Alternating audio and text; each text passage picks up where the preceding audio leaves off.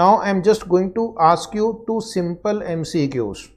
Okay, on the screen. No need to write. So simple, no need to write. Or if you want, you can take a photo. Companies covered in phase 1 should have net worth. Option A, equal to 500 crore, equal and more than 500 crore, less than 500 crore, more than 250 but less than 500. So student who are learning at home will also reply. In the old course MCQ was not there, but in the new course they have said they will ask MCQ. So I am expecting the answer from student who are either attending online or on the YouTube. What is your answer? A or B or C or D? I have started getting answers.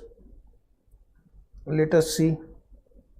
B is the right answer. It should be equal to or more than 500 crore. So see how they will play with the words. You remember only 500 crore. Whether it is equal to or only more than, keep in mind. One more last question today and this chapter will be over. IND AS will apply to. Answer please. Everybody. IND AS will apply to both consolidated as well as standalone. Only consolidated, only standalone. Optional. Wow, optional. So what is your answer? Everybody. Student at home. Student on YouTube channel if you are watching. Okay. So the answer is, maybe there is a time lag, so I get the answer a little late. A is the right answer. Yes, you are right, Mr. Anup. Hello friends. Now we'll take MCQs on professional and ethical duty of chartered accountant. This is a new topic added in your syllabus and can be important for exam. This is mixture of auditing and financial reporting topic. Good chapter added in your syllabus which will give you a holistic view of a role of chartered accountant in financial reporting, which will have an impact on his professional ethics and conduct also. So here we will take our first question on professional and ethical duty of chartered accountant. You will participate. What should a chartered accountant do to comply with the principle of professional behavior? What should a chartered accountant do to comply with the principle of professional behavior? Option A, discredit the profession to raise awareness, follow relevant laws and regulation, promote personal interest over professional obligation, and engage in conduct that may compromise business relations. So the students are saying answer is B. Yes, the answer is B. You have to follow relevant laws and regulation. These three are not principles of professional behavior. The answer was B. Please tick mark option B. Second question. What is the primary responsibility of a chartered accountant in relation to pressure to breach the fundamental principle? Now, as a chartered accountant, you are going to come across a lot of pressure and you may be pressurized to breach the fundamental principle. What are you supposed to do? First option is succumb to the pressure if it comes from a superior. Option B, resist the pressure and report it to higher management. Option C, apply pressure on others. Wow, to ensure compliance with the principles. And option D, evaluate the level of threat and take appropriate action. So the correct answer, as the students have pointed out, D is right. This is the best option. Evaluate first the level of threat and accordingly take appropriate action. Okay, this can also be the answer, but this is not the best of the answer. The best of the lot is the answer D. Answer D, tick mark. Question 3. Which principle emphasizes being straightforward and honest in professional and business relationship? Which principle emphasizes being straightforward and honest? Underline straightforward and honest. Integrity, objectivity, PCDC and confidentiality. Which one highlights straightforward and honest? The answer is A, integrity. Very good answer. Answer was A. One more chance. Question number 4. What is the stance of the chartered accountant regarding conflict of interest? Conflict of interest are acceptable if managed properly. Point B, conflict of interest should be disclosed but can still compromise judgment. Option C, conflict of interest should not compromise business or professional judgment. And option D, conflict of interest are unavoidable and should be embraced. Which is the right answer? The students are saying, sir, C is the right option. You are right. Conflict of interest should not compromise professional or business judgment. Option C. One more question, number 5. Which principle is violated if a conflict of interest compromises professional or business judgment? Which principle is violated if a conflict of interest compromises business or professional judgment? So whether it is integrity, objectivity, professional competence and due care, or confidentiality. So when there is a conflict of interest, your objectivity is violated. You will not be able to take objective decision because there is a conflict of interest. So the correct answer is B. You are right. Now we'll take MCQ. Keep this book in front of you. Financial Reporting MCQ book. And you will find it towards the end.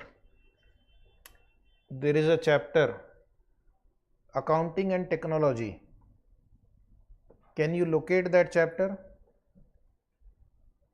Accounting and Technology.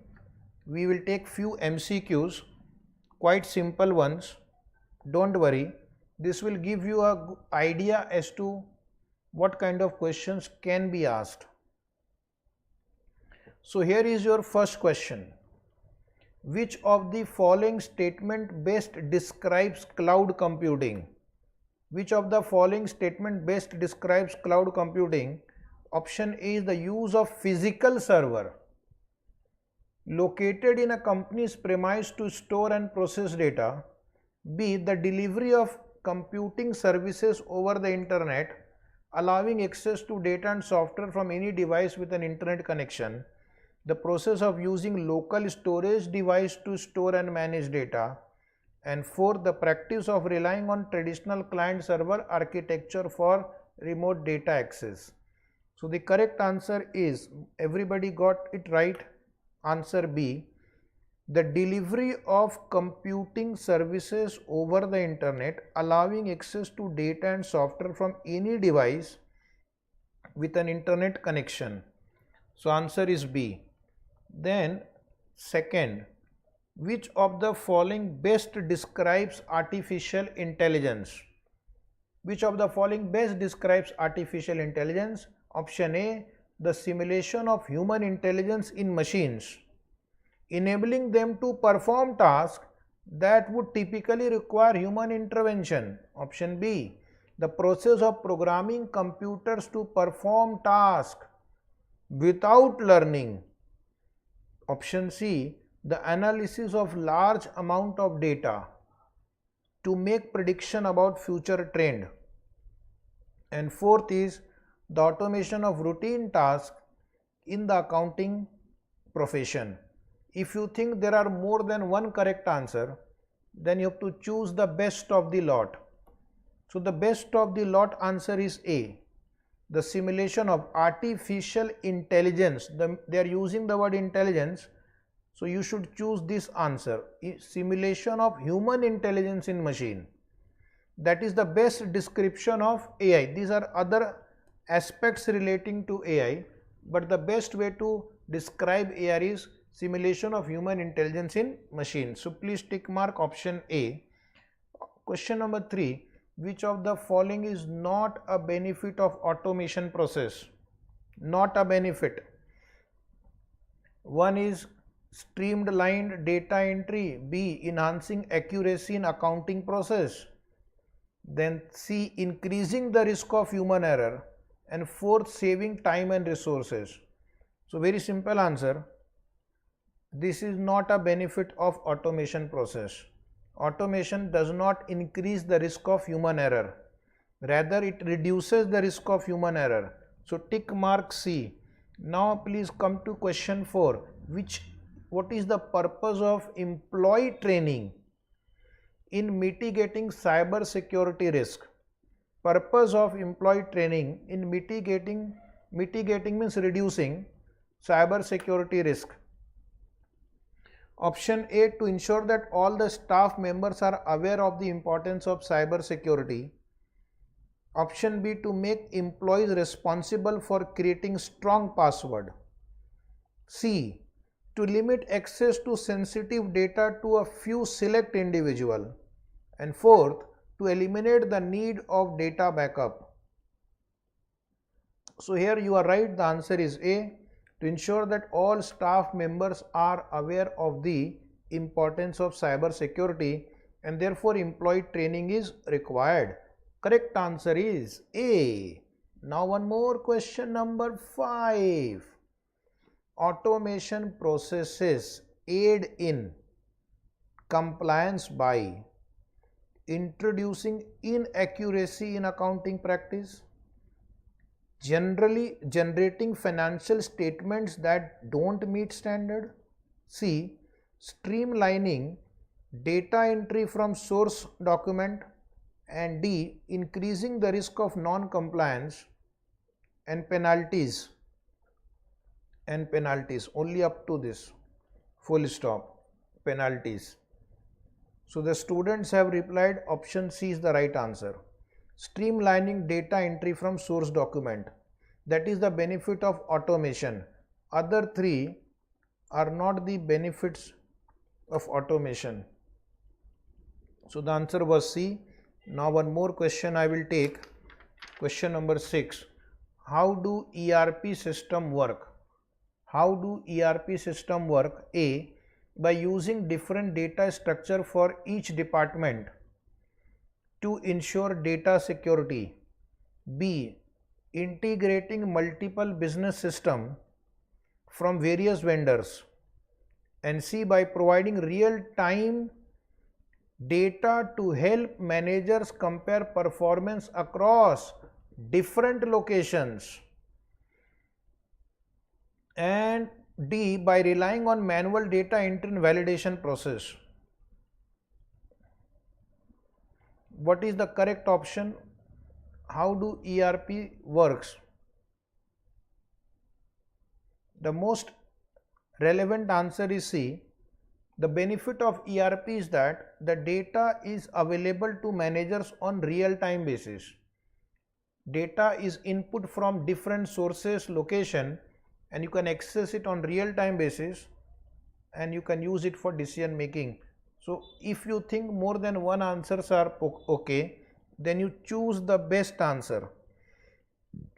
Even option B is not completely wrong, but if you ask me which is the best answer, option C. Okay, so tick mark option C. So please come to, I have given at the end of this chapter 3 MCQs just to check whether you are awake or not. Ready?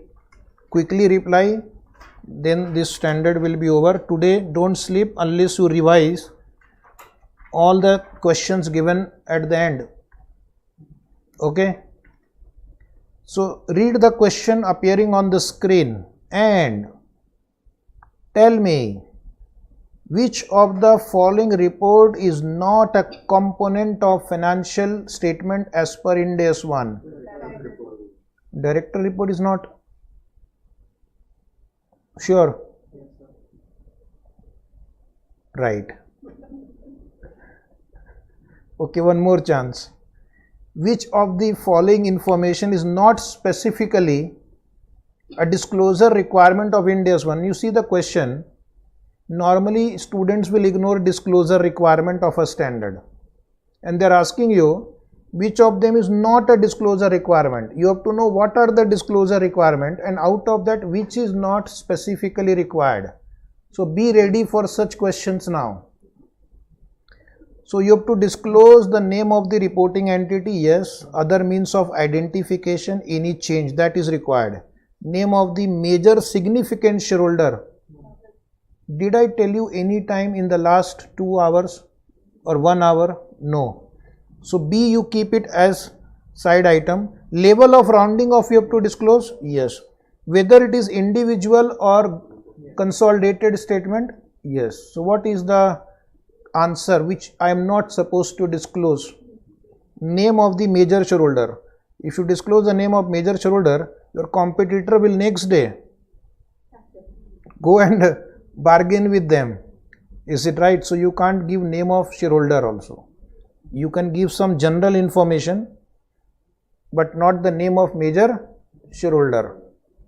Then one last question. Which of the following is not required to be presented as a minimum information on the face of the balance sheet? On the face of the balance sheet is what is not required?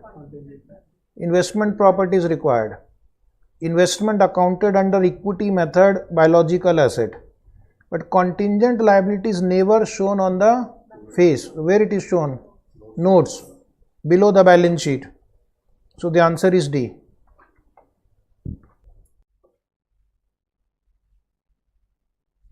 Hello, good evening everyone. Today we'll take some MCQs on IND AS 8. So check how much you have understood IND AS 8. Follow me. We'll solve some MCQs on IND AS 8. So are you ready? Yes, sir. Question number 1. ABC Inc. changes its method of valuation of inventory from weighted average to first in first out method. XYZ should account for this change as. So there are 4 options in front of you. One is it is a change in the estimate and account for it prospectively. The other it is a change in accounting policy and account for it prospectively. C, option C, change in accounting policy and account for it retrospectively. And option D, it is account for it as a correction of an error and account for it retrospectively. So how many of you believe option A is the right answer? B, D, C. Vote for C. So let us ask computer, what is the right answer? Yes, option C is the right answer. Tick mark. Option C. Change in accounting policy, and it will be accounted retrospectively because it's a voluntary change. One more chance to check your understanding of IND AS 8. Question number 2.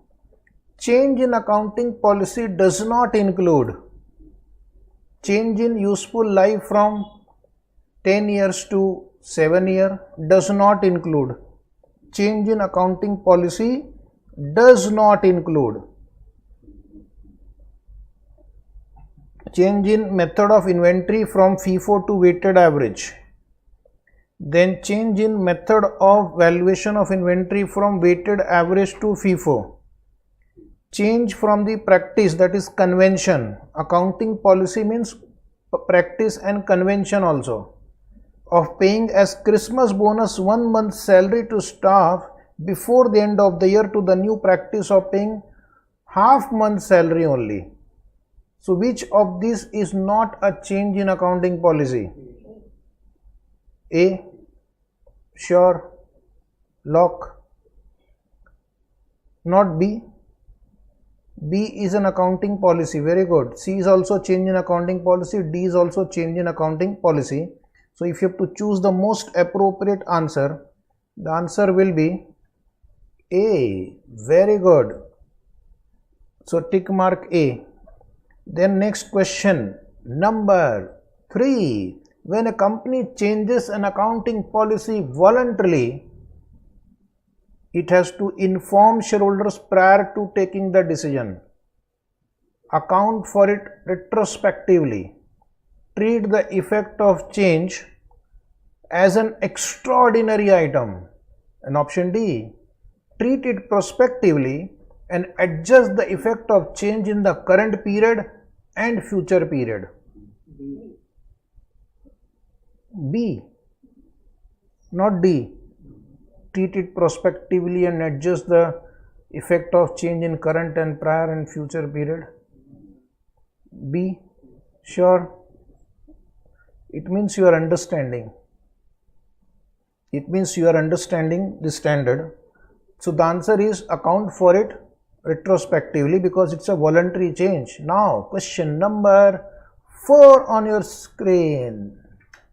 When it is difficult to distinguish between a change in estimate and a change in accounting policy, everybody will reply, then an entity should treat the entire change as a change in estimate with appropriate disclosure. Option B, a portion on a reasonable basis, the relative amount of change in estimate and the change in accounting policy, and treat each one accordingly. Very good. Imagination. I can't even believe some people can imagine such thing.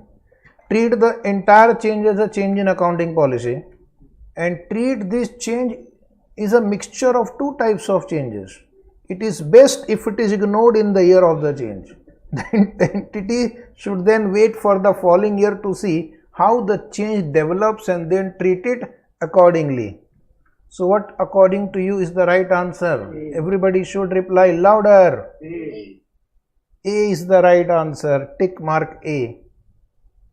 Yes, A was the right answer. One more question I will give you for your understanding. You have to learn the entire standard. Can you see? You are able to answer correctly because you have learnt it fully. When an independent valuation expert advises an entity that the salvage value of its plant and machinery had drastically changed and thus the change in material, what the entity should do? So they have to basically revise their depreciation. So let us see what are the options and what is the answer. Retrospectively change the depreciation charge based on the revised salvage value. Right or wrong? Wrong. Why? It is a change in estimate, so retrospective change is not required. Change the depreciation charge and treat it as a correction of error. It is not an error. Change the annual depreciation for the current year and future year. Yes. Ignore the effect of change on annual depreciation because change in salvage value would normally affect the future value only, since these are expected to be recovered in future. I don't know from where they draft such statement also. But then if you have studied, you will be able to answer correctly. Understood?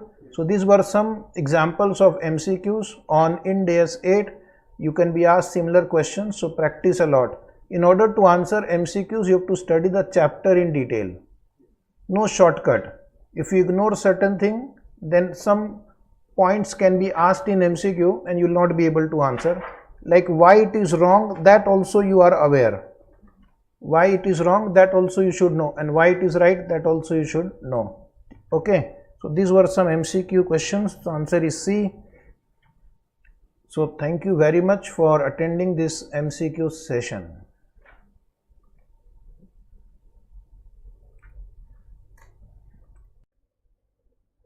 Hello friends, now we are going to take MCQs on IND AS 12. So are you willing to take this challenge of IND AS 12 MCQs?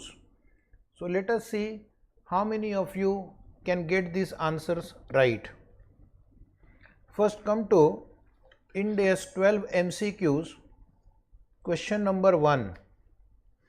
IND AS 12 MCQ question number 1.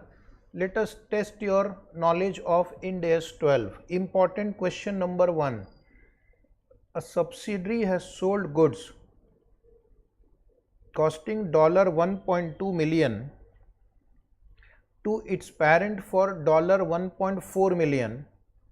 All of the inventory is held by the parent at the year end. All the inventory is held by the parent at the year end. The subsidiary is 80% owned and the parent and subsidiary operate in different tax jurisdiction. The parent pays taxation at the rate 30% and the subsidiary pays taxation at the rate 30%. Calculate any deferred tax asset that arises on the sale of the inventory from the subsidiary to the parent.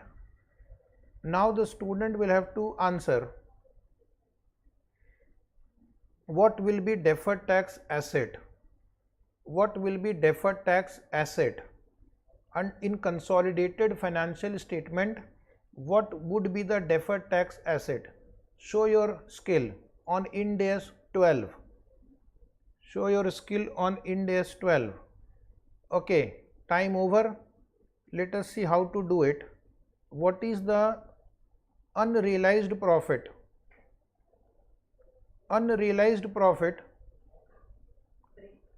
Unrealized profit is 0.2 million. 1.40 minus 1.2, 0.2 million, or you can say 2 lakhs multiplied by tax rate 30%. So the answer is $60,000. The answer would be $60,000. This 80% owned is not important. The unrealized profit on stock is 2 lakh. Deferred tax asset will be created on 2 lakh, that is coming to 60,000. So if you want to write the working note for this, maybe you can write, if you want, 2 lakh into 30%. 2 lakh into 30%, $60,000. Answer is A. Answer is A. Let us come to question number 2. Again, test your skill. An entity issued a convertible bond on 1st January 2004 that matures in 5 years.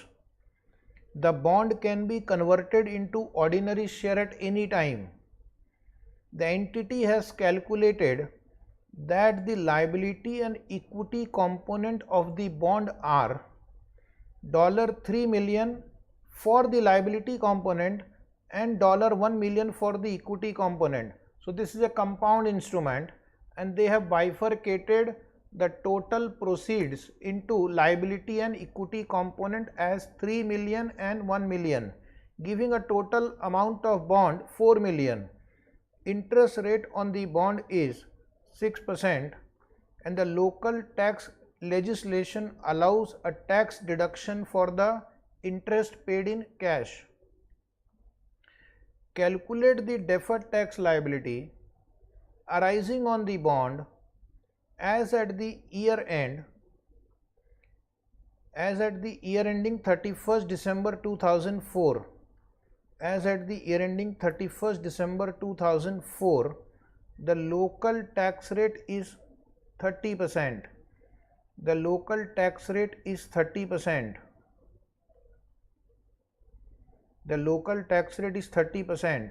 So my question is, what will be deferred tax liability in this example based on the details provided to us?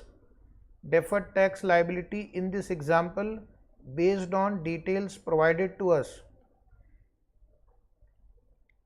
Your carrying amount of the liability is 3. Carrying amount of the liability is 3. The tax base will be 4. tax base will be 4.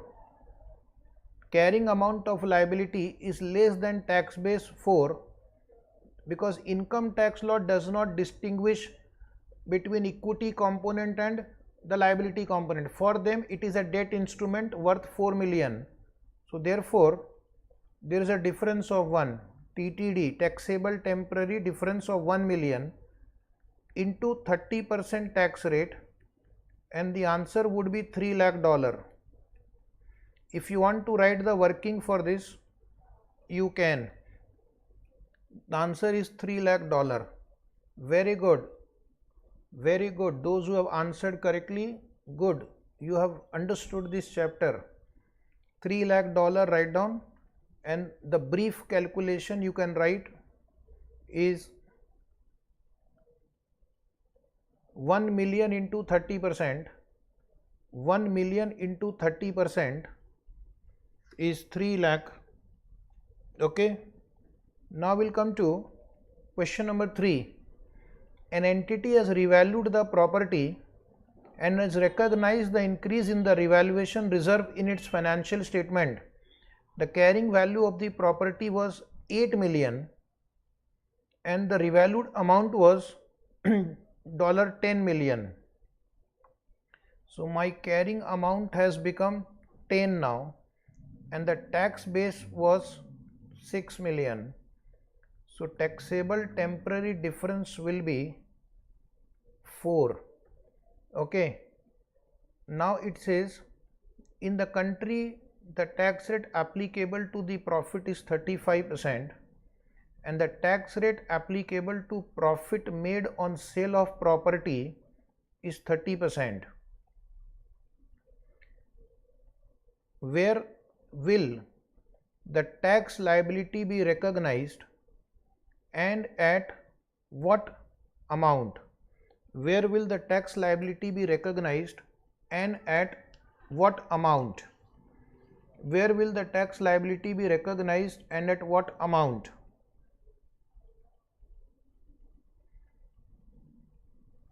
Now we have two tax rate. Which rate we will take?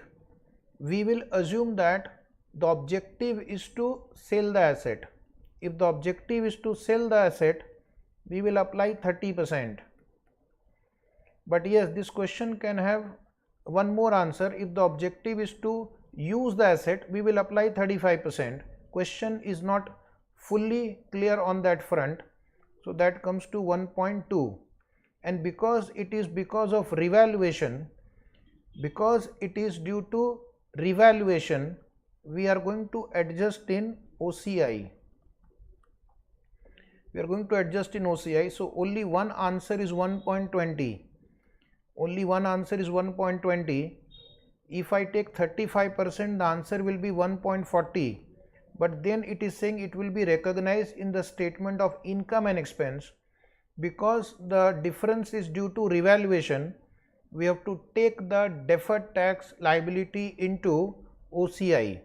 So you write in bracket OCI and tick mark option B and write this calculation if you want. Okay. So 1.2, 10 minus 6 into 30%. One more question. The current liability of an entity includes fines and penalties for environmental damage. The fines and penalties are 10 million. The fines and penalties are not deductible for tax purpose. Fines and penalties are not deductible for tax purpose means they do not have future tax consequence. They do not have future tax consequence. And if an item does not have future tax consequence, what is the tax base? If an item does not have future tax consequence, what is the tax base? If an item does not have future tax consequence, the tax base is equal to carrying amount. So the answer is 10 million. So that there is no difference. So that there is no difference. If I take any other figure, difference will arise. And if difference will arise, I will have to create deferred tax. So to ensure no difference, keep the tax base also same. Okay, so the answer is A. The answer was A. Tick mark A, tax base will be same and therefore there is no difference. So these were some important questions on. Okay, now welcome to multiple choice question under IND AS 16. Are you ready to take the challenge? Let us test your knowledge on IND AS 16 property, plant and equipment. Questions are little advanced. Healthy Inc. quickly reply, okay, one by one. Brought a private jet for use of its top ranking official. Oh my God. The cost of the private jet is $15 million and can be depreciated either using a composite useful life or useful life of the major component.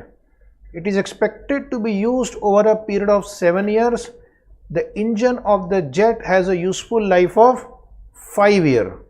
The private jet's tires are replaced every 2 years. The private jet will be depreciated using the straight line method over. Now there are 4 options. Option A, 7-year composite useful life. Option B, 5-year useful life for engine. 2-year useful life for tires. 7-year useful life for balance cost of jet. Option 3, 2-year useful life based on conservatism. Wow. And 5-year useful life based on simple average of the useful life of all major components. So what do you think is the answer? Option A. A is not right. Sure, B. Let us ask computer. Computer is also saying B. B is the right answer. You get 10,000 rupees. Question number 2. An entity imported machinery to install its new factory premises before year end. However, due to circumstances beyond its control, the machinery was delayed by a few months but reached the factory premises before year end. While this was happening, the entity learned from the bank that it was being charged interest on loan it had taken to fund the cost of the plant. What is the proper treatment of freight and interest expense under IND AS 16? So this is my question. So you have following options. Both the expense should be capitalized. Interest may be capitalized, freight will be expense. Freight would be capitalized, interest cannot be capitalized, and both expenses should be expensed. Now first of all, whether freight is a directly attributable expense, whether interest is a borrowing cost under IND AS 23, that is not very clear from the question, but it appears that this machinery is not a qualifying asset. It is in a ready to use state. If an asset is in a ready to use condition, it doesn't require significant amount of time for getting ready, then it is not a qualifying asset. And if it is not a qualifying asset, interest cannot be capitalized. So the answer will be choose that option where freight capitalization is given, interest not to be capitalized is given. So which is the option? Option C. C is the right answer. You get another 15,000 rupees. Okay. You give a wrong answer, everything I will deduct. Third option. XYZ Inc. owns a fleet of 200 cars and 20 ships. It operates in a capital intensive industry and thus has significant other PP that it carries in the book. It decided to revalue the PP. The company's accountant has suggested the alternatives that follow. Which of the following options XYZ should select in order to be in line with provision of IND AS 16? It says revalue only one half of each class of PP. Then second, revalue an entire class of PP. Third is revalue one ship at a time, as it is easier than revaluing all ships together. And fourth is, since assets are being revalued regularly, there is no need to depreciate. There are interesting options also. Which is the right answer? D. So if the student have read the standard in detail, he can easily catch the right answer. An entire class of PP will be revalued. You can't do selective revaluation. The right option was B. Okay, one more. Entity installed a new production facility and incurred a number of expenses at the point of installation. Is it right? The students who are learning from home, they will also reply. The entity's accountant is arguing that most expenses do not qualify for capitalization. Included in those expenses are initial operating losses. This should be. Now the question is the treatment of initial operating losses, which we have discussed in the first few lines only. It should be deferred and amortized? No. Expense and charge to income statement? Yes. Capitalized as a part of the cost of the plant as a directly attributable cost? No. And taken to retained earning? Wow! Students IND AS, since it is unreasonable to present it as a part of the current year's income statement, what a great idea, but not acceptable. The correct answer is B. You are finding it easy because you have studied it just now. And every line item we have covered from the standard. But if you are studying it without studying, if you go, you will find it difficult. Fifth question, IND AS 16 requires that revaluation surplus resulting from initial revaluation of PP should be treated in the following ways. Which of the four options mirror the requirement of IND AS 16? Means which is the correct option? You are revaluing PP for the first time. Option A is to credit the retained earning. No, we can't credit retained earning. Release to the income statement an amount equal to difference between depreciation calculated on historical cost vis-a-vis revalued amount. You cannot release to income statement. It was under long back old Companies Act. Point C deducted from current asset. My God. And added to the property plant equipment. This even I can't imagine also. Deducted from current asset and added to PP. Last option, let us check that also. Debited to the class of PP that is being revalued and credited to a reserve which is captioned as revaluation surplus, which is presented under equity. So which is the right answer? D or A? Sure D. Yes, D is the right answer.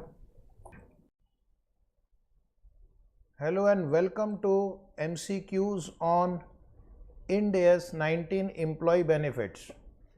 One of the very important standards applied in practice. Let us see how much you are prepared for this standard. Test your understanding of IND AS 19 with the help of few MCQs. An entity contributes to an industrial pension plan that provides a pension arrangement for its employees. A large number of other employers also contribute to the pension plan, and the entity makes contribution in respect of each employee. These contributions are kept separate from corporate assets and are used together with any investment income to purchase annuities for the retired employees. The only obligation of the entity is to pay the annual contribution. After this long story, this important line has appeared. The only obligation of the entity is to pay the annual contribution. The pension scheme is a And this is also one hint, a large number of other employers also contribute to the pension plan. So it's a multi-employer plan because of the first line, and it is a defined contribution plan because of this line. Both together, please reply what is the right answer. Multi-employer plan and defined contribution scheme, multi-employer plan and defined benefit scheme, defined contribution plan only, defined benefit plan only. Yes, please reply first. So many students have replied A. Yes, your answer is right. Option A, tick mark. Question number 2. Which of these events will cause a change in the defined benefit obligation? Will cause a change in the DBO. Change in the mortality rates or the proportion of employees taking early retirement, change in estimated salaries or benefits that will accrue in the future, change in the estimated employee turnover, change in the discount rate used to calculate defined benefit liabilities and the value of the assets. And the last option is all of the above. Which is the correct answer? The student has replied E. Yes, you are right. All the above changes would cause a change in the defined benefit obligation. Let us ask computer, what is the right answer? E is the right answer. Very good. Let us try question number 3. An entity has decided to improve its defined benefit pension scheme. So this is a defined benefit scheme. The benefit payable will be determined by reference to 60 year of service rather than 80 year of service.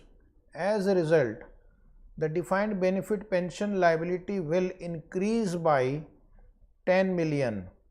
The average remaining service life of the employee is 10 years.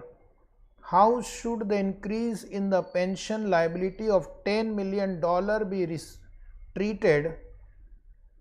Will be treated in the financial statement. One is the past service cost should be charged against retained profit. Past service cost should be charged against P&L account. Past service cost should be spread over the remaining working life of the employees. And the last option, very funny, past service cost should not be recognized only. So what do you think? What is the right answer? A, B, C or D? Most of the students have answered B. It should be recognized in profit and loss account. Right answer. Tick mark option B for question number 3. Which of these elements are taken into account when determining the discount rate to be used? When determining discount rate to be used, one is market yield at the balance sheet date on the government bond, then investment or actuarial risk, specific risk associated with entity's business, and risk that future experiences may differ from actuarial assumption. Discount rate is based on market yield on the government bond. Is it right? So the answer is right. A, tick mark A. This all we have discussed in the classroom. Now the next is which of these assets should be included within the valuation of plan asset. Unpaid contribution, unlisted corporate bonds that are redeemable but not transferable without the entity's permission, a loan to the entity that cannot be assigned to a third party, and the last is investment in listed companies. Which of these assets should be included in the valuation of the plan asset? Usually this question is not asked in the exam, but what is the answer? The answer for this you tick mark. will be option D, valuation of listed security, because others are uncertain. This is unpaid contribution, forget it. Unlisted corporate bonds, but there is a restriction on the transferability, and similarly there is a restriction on this loan also. So the answer would be listed company shares or listed company investment. Tick mark option D. One more. Question number 6. An entity has decided to protect its pension obligation with an insurance policy. The insurance policy permits the entity to cash in the insurance policy. Is this insurance policy a qualifying insurance policy that will be included in the plan asset? Insurance policy permits the entity to cash in the insurance policy. Will it be included in the plan asset? The answer is no, because insurance company will make the payment. Answer is B. It is not included in plan asset. Okay, one last question. An entity operates a defined benefit pension plan and changes it on 1st January 2004 to defined contribution plan. A defined benefit plan changed to defined contribution plan. The defined benefit plan still relates to past service cost but not to future service. The net pension liability after the plan amendment is $70 million and the net pension liability before the amendment was $100 million. How should entity account for the change? How should the entity account for the change? This is easy. Before the change the liability was 100 million, after the change it is 70 million. So 30 million liability will reduce. 30 million liability will reduce. So the entity will recognize a gain of 30 million. Entity does not recognize a gain. Entity recognizes a gain of 30 million over the remaining service life. Entity recognizes the gain but applies the 10% corridor approach. This is old accounting.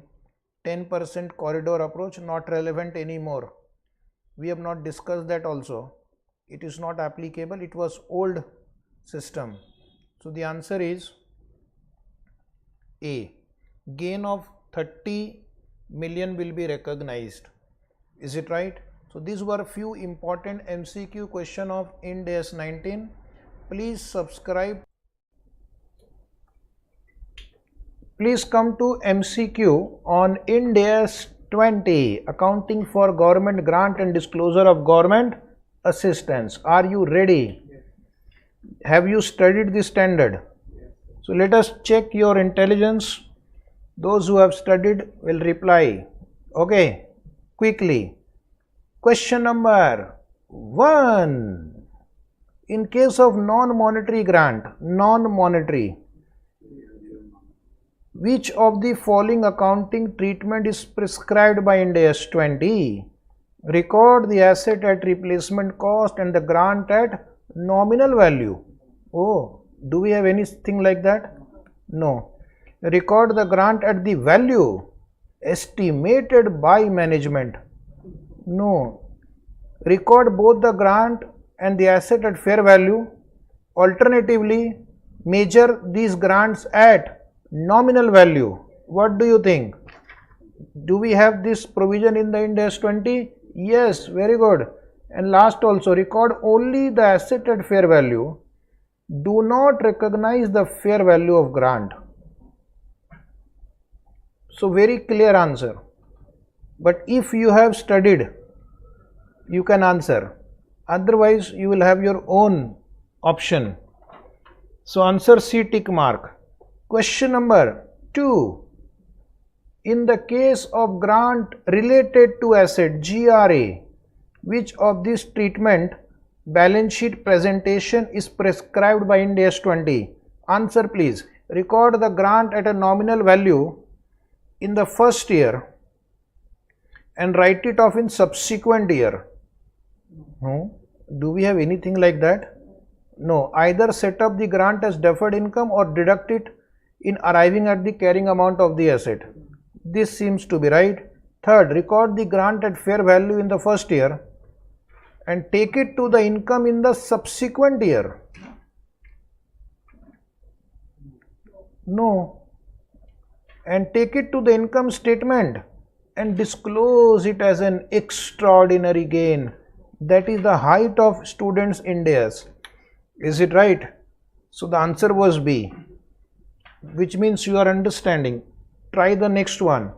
If you have given the correct answer, you are understanding. In the case of grant related to income, which of the accounting treatment is prescribed by IND AS 20?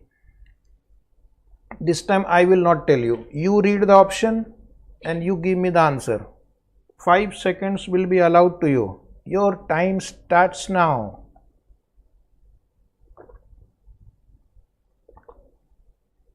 You can do phone a friend also. Is the answer B? First one is totally wrong. Second one is right. Third is retained earning wrong. Fourth is sales or other revenue from operation. Oh my God. From where do they get such ideas? So the answer tick mark B. Very good. All the students in online mode also have given B as an answer. It means you are also attentive. Question number 4. Which of the disclosure is not required by IND AS? Amazing question. Not required by, first of all, disclosure, which most of you ignore. And then they have given you not required, means out of 4 options, 3 are required. 1 is not required. You have to give me the answer. Accounting policy is required, unfulfilled conditions are required. Name of the government agency that gave the grant. Where is this? You can't give specific disclosures. Okay, this is wrong. Wrong option, means this is the answer. This is the answer. So we have to find the wrong disclosure mentioned here. And the last one is the nature and extent of grant recognized in financial statement and an indication of other form of government assistance. Very good. So odd man out is C. Is it right? Now one last option. Let us see who will give the right answer. Try yourself. Which of the following is not specifically excluded from the purview of IND AS 20? So this question on scope paragraph, anything can be asked. Government participation in ownership, this is specifically excluded. Government grant covered by IND AS 41, specifically excluded. Government assistance provided in the form of tax benefit, specifically excluded. Forgivable loan from the government, it is included in the IND AS. Is it not included? We have taken question also on that. So the odd man out here is D. Just check, the answer is D. Yes. So these are the 5 MCQs which will give you an idea as to what kind of question can be tested. Okay. Dear students, please come to MCQ on IND AS 21. Please come to MCQ on IND AS 21. There are very interesting MCQs on IND AS 21, effect of changes in foreign exchange rates. Let us see your preparation level for the exam. These are high quality MCQs. Check your level of preparation. Question number 1.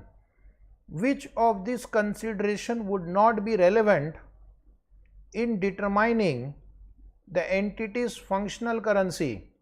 Which of them is not relevant in determining functional currency? Option A, currency that influences the cost of the entity, currency in which finance is generated, currency, all paragraphs are important.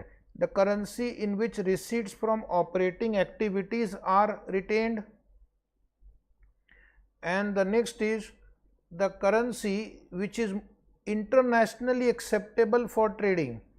This is not relevant consideration first three are important for determining functional currency. So the correct answer is option D, right answer. Very good. Question number 2. Foreign operations that are integral part of the operations of the entity would have the same functional currency as the entity. They are called extension of the reporting entity, right? Where a foreign operation functions independently from the parent. Foreign operation functions independently from the parent. They are not an extension. The functional currency of the foreign operation will be answer option A, that of the parent. B, determined using the guidance for determining an entity's functional currency. C, that of the country of incorporation. And D, the same as presentation currency. One student is saying same as presentation currency. The answer is wrong. The correct answer is B. If it is not extension of the reporting company, then the foreign operation will decide its own functional currency based on the same principle that is used to identify entities' functional currency. To say that functional currency of the subsidiary or foreign operation will be that of presentation currency is not right. Tick mark option B. Tick mark option B. Question number 3. An entity started trading in country A whose currency was dollar. After several years, the entity expanded and exported its product to country B whose currency was euro. The functional currency of the entity was deemed to be dollar by the end of 2007. But by the end of 2007, 80% of the business was conducted in country B using euro. So old functional currency dollar, new functional currency euro. At the end of 2006, 30% of the business was conducted in euro. Now 80% business is conducted in euro. What should be the functional currency now? What should be the functional currency now? Should it remain US dollar? Should it change to euro at the beginning of 2007? Should it change to euro at the end of 2007? Should it change to euro at the end of 2007? If it is considered that the underlying transaction, events and condition of business have changed. What is the right answer? Should it remain dollar or should we change it to euro if the underlying condition, transactions and events have changed? So the answer is D. Functional currency can change if the underlying event, transaction, condition have changed, and that has happened at the end of 2007. Tick mark option D. Now try your luck. Question number 4. See how much you have learned. An entity started trading in country A whose currency was the dollar. After several years, the entity expanded and exported the product to B whose currency was euro. The business was conducted through a subsidiary in country B. The subsidiary is essentially an extension of the entity's own business and the directors of the two entities are common. The functional currency of the subsidiary is the functional currency of the subsidiaries. The functional currency of the subsidiary, if it is an extension of the parent, will be same as the functional currency of the parent. And what is the functional currency of the parent? The functional currency of the parent is dollar. Functional currency of the parent is dollar. So what will be the functional currency of subsidiary if it is only an extension? The answer is A, dollar. it will have dollar as functional currency, as it is an extension of the parent company. Question number 5. An entity purchases plant from a foreign supplier for euro 3 million on 31st January 2006 when the exchange rate was euro 2 equal to $1. So you are going to purchase a plant account debit to supplier account. As on 31st March 2006 year ending date, the amount has not been paid. The closing exchange rate is euro 1.5 equal to $1. Entity's functional currency is dollar. Which of the following statement is correct? If the entity's functional currency is dollar, I have to convert euro 3 million into dollar on the date of acquisition when exchange rate is euro 2 equal to $1. So please tell me how much is the equivalent amount here. The equivalent amount is 1.5. Plant is a non-monetary item. It will not be revalued unless the company follows revaluation model, but supplier will be revalued. So closing rate is given 1.5. 3 divided by 1.5. Now the value of the closing creditor will be 2, recorded at 1.5.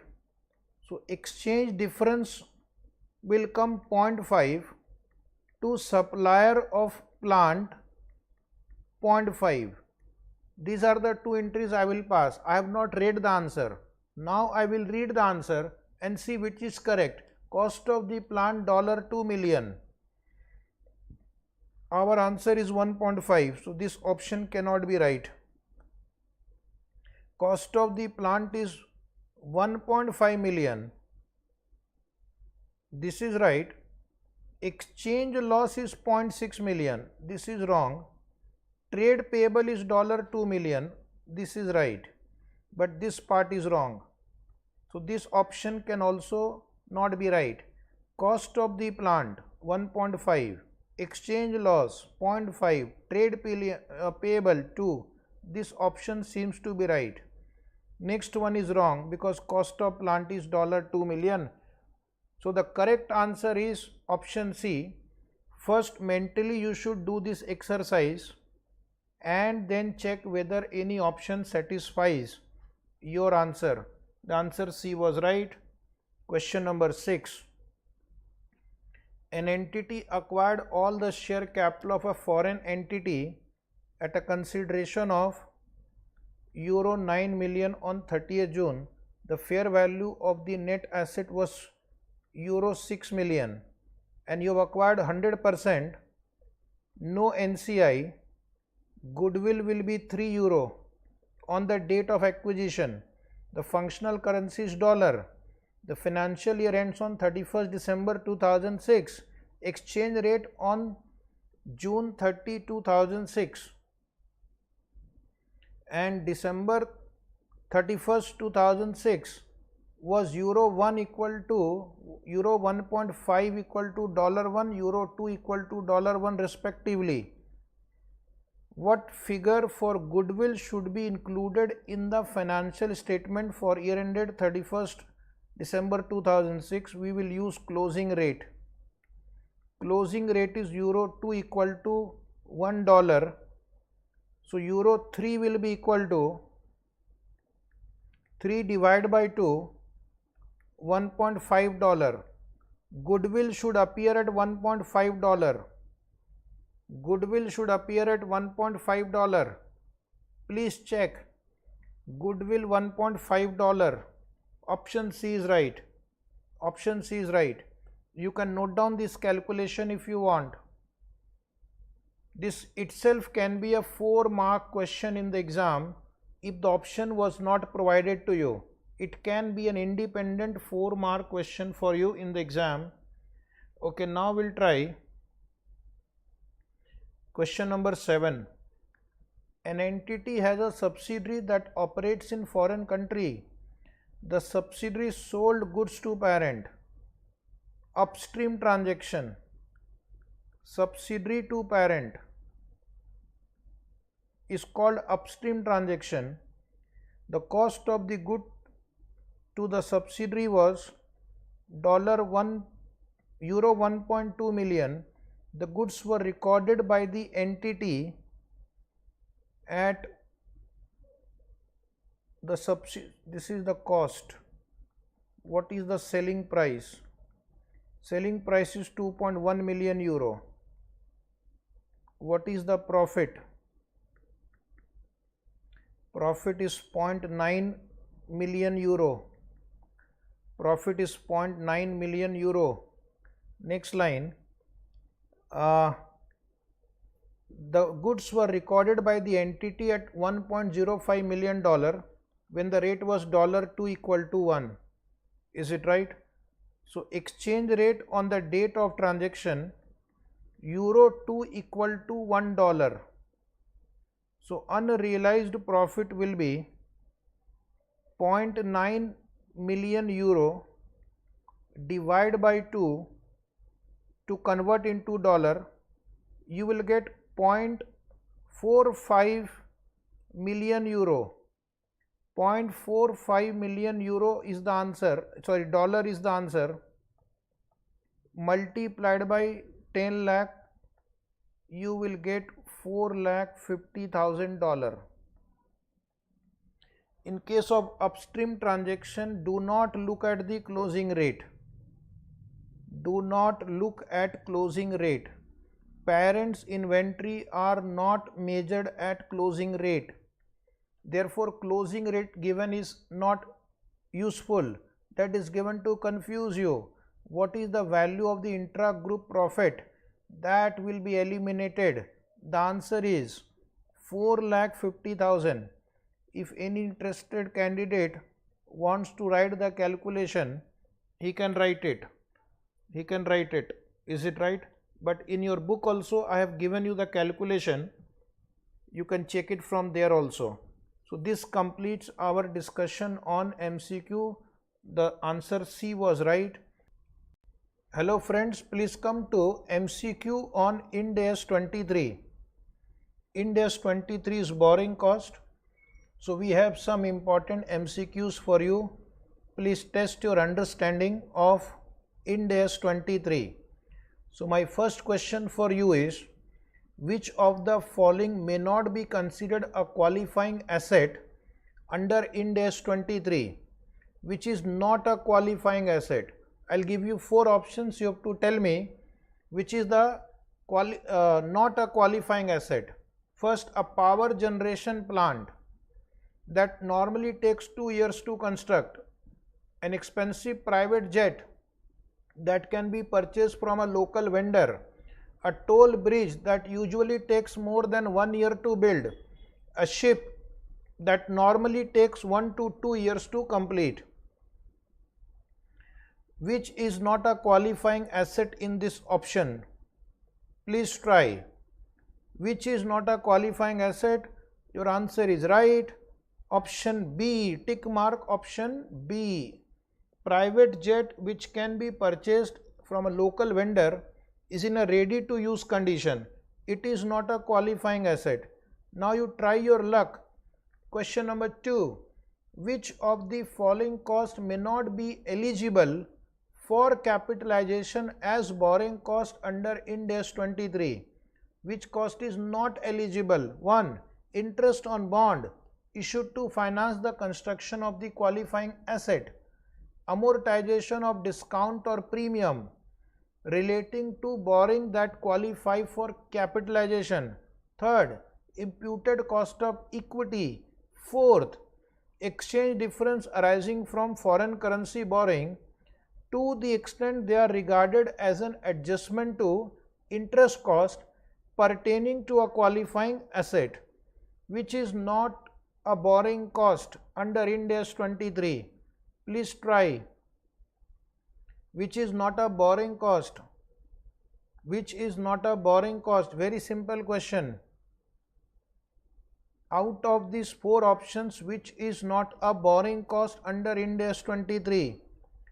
IND AS 23 very clearly says imputed cost of equity is not a borrowing cost. So the correct answer was option C. Tick mark option C. Now we'll come to third MCQ. Capitalization of borrowing cost. Option A shall be suspended during temporary period of delay. B may be suspended only during extended period of delay in which active development is delayed. C should never be suspended once capitalization commences, and D shall be suspended only during extended period of delay in which active development is delayed. Which is the right answer? When will you suspend capitalization of borrowing cost? The standard is very clear. It says shall be suspended during extended period of delay in which active development is delayed. So tick mark option D. One more question is there in the booklet. I will read from your book one more question. Which of the following is not a disclosure requirement under IND AS 23? Not a disclosure requirement under IND AS 23. I am reading from the book. Accounting policy adopted for borrowing cost, amount of borrowing cost capitalized during the period, segregation of assets that are qualifying asset from asset on the balance sheet, or a disclosure in the footnote to the financial statement, and D capitalization rate used to determine the amount of borrowing cost eligible for the period. So you tick mark option C. There is no requirement of segregation of asset that are qualifying asset from other asset in the balance sheet.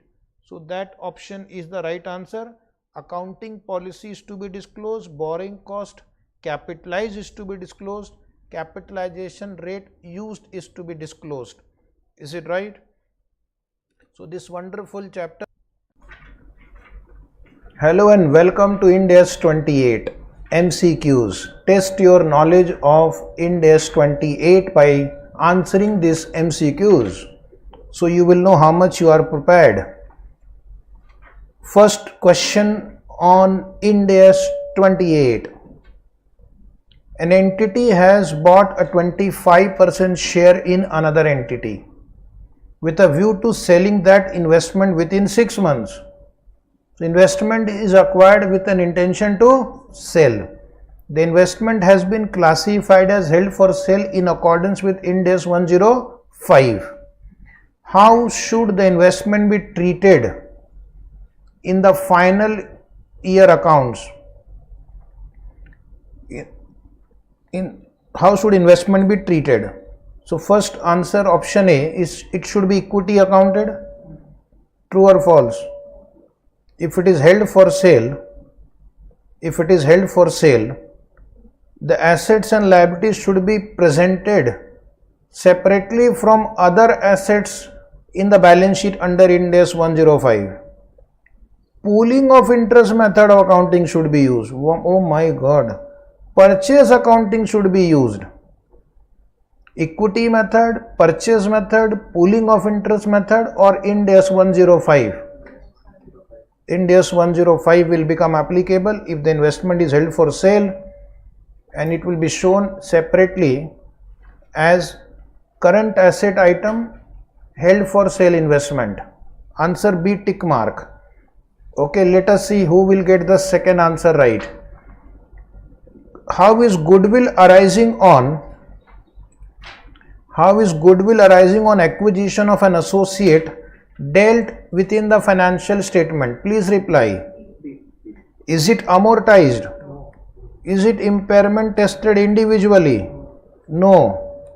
Is it written off against P&L account? Goodwill is not recognized separately. it is remaining within the carrying amount of the investment. So the option is D. Correct option is D. Only those who have studied will be able to answer quickly. Okay, try this one. What should happen when the financial statement of an associate are not prepared to the same date as on the investor's account? First of all, the financial statement of the parent and associate should be of the same date. Maximum difference allowed was how much? 3 months. And then you have to make adjustment for significant event and transaction. Search for that option. The answer D. If the associate or joint venture reporting date is different from investor, adjustment for significant event and transaction between these two dates shall be made. In any case, the difference shall not exceed 3 months. So this is the provision of IND AS 28 when associate has a different reporting period. So very clearly the answer is D. There is no need to read the other options also. Option D. Okay, try this fourth question. If the investor ceases to have significant influence over an associate, how should the investment be treated? It will still be treated as equity accounting? No, it will be treated as per IND AS 109 fair value method. The investment should be frozen at the date at which the investor ceases to have significant influence. The investment should be treated at cost. So the answer is you have to apply IND AS 109 fair value accounting from that date. One more question for you, a numerical question. Let us see who will answer it correctly. Are you ready? Answer. An investor sells inventory for cash to 25% associate. So this is called downstream transaction. The inventory cost the investor $6 million and is sold to the associate for $10 million. So how much was the profit made? 4 million. None of the inventory has been sold at the year end. How much of the profit on transaction would be reported in the group account? How much profit will be recognized and how much will be unrecognized? Total profit is 4 million. Minus 25%, your stake will not be recognized. This will be unrealized profit. But remaining 3 will be treated as realized. Treat it as if you are selling 75% of inventory to outsiders and 25% to yourself. With respect to the inventory sold to yourself, profit is not realized till it is sold by the associate to a third party. But 75% of the profit can be recognized. So the answer is 3 million. Do we have any option of 3 million? Yes. Some of you are thinking 1 million. But that is 1 million is unrealized profit. Then tick mark 1. Realized profit will be 3. Okay. So the answer is option C. So dear student, welcome to MCQ on IND AS 32. And please, you will also participate. Check how much you have understood. The set of MCQs will complete your quick revision of this chapter IND AS 32 financial instrument presentation. So here is my question number 1. Please answer. Question number 1. Are there any circumstances when a contract that is not a financial instrument would be accounted for as a financial instrument under IND AS 32 and IND AS 109? A contract for non-financial instrument, can it be covered by IND AS 32 or IND AS 109? So read the option and tell me what is the answer. First, option A says only financial instruments are accounted for as financial instrument. This is not correct. Yes, gold, silver and other precious metal that are readily convertible to cash are accounted as financial instrument. This is not correct. Point C says yes, a contract for future purchase or delivery of commodity or other non-financial item like gold, silver, electricity, gas generally is accounted for as a financial instrument if the contract can be settled net. This seems to be the right answer. And point number D says that yes, an entity may designate any non-financial asset that may be readily convertible to cash or a financial instrument. There is no such scope in this standard, that is students IND AS. So some students, Ajit, have given right answer, Minal right answer. Okay, everybody should reply. Tick mark C. Very good question. Now we'll go to question number 2. Which of the following is not a financial asset? Come on, try. Not a financial asset. Not a financial asset. Cash is a financial asset. Equity instrument is a financial asset. A contract that may or will be settled in entity's own equity instrument. And the last one, prepaid expense. Is prepaid expense a financial asset? Prepaid expense, is a prepaid expense a financial asset? This can be a financial asset. Contract that will or may be settled in entity's own equity instrument. Okay, this can be a financial asset. Prepaid expense is not a financial asset because it is not a contractual right to receive cash or other financial asset. It's a contractual right to receive service or other asset, not cash or other financial asset. So the answer was T. Prepaid expenses are not financial asset. Okay, now the student will try question number 3. Which of the following liabilities is a financial liability? And keep a count on how many answers you have got right. Keep a count. Later on we'll see who got maximum marks. Which of the following liability is a financial liability? Deferred revenue, warranty obligation, constructive obligation. Point number D, an obligation to deliver. In your book there is a small typing mistake. Contract to deliver variable number of own shares worth a fixed amount of cash. So which do you think is the financial liability? All of you have answered D, that is correct. Answer D, contract to deliver variable number of own equity share. Very good, Vima Reddy. Keep trying. Question number 4, another good question.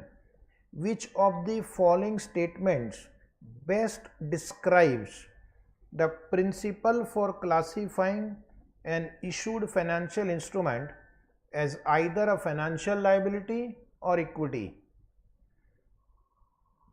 Think and answer. I'll wait for you.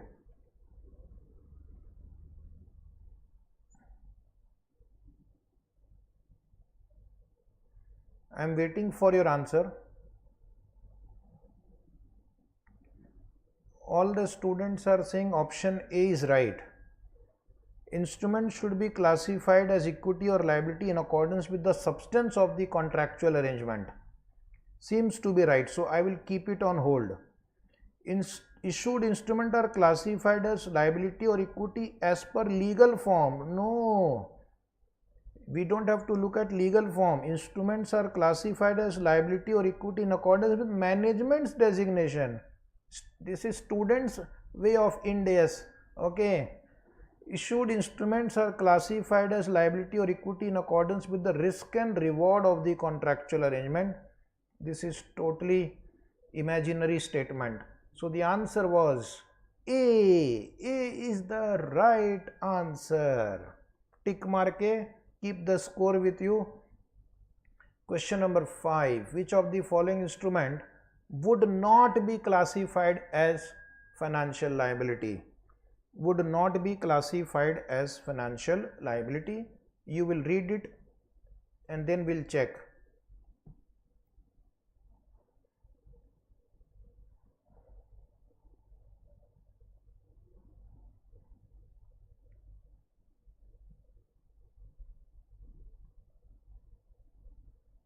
Which of them is not financial liability?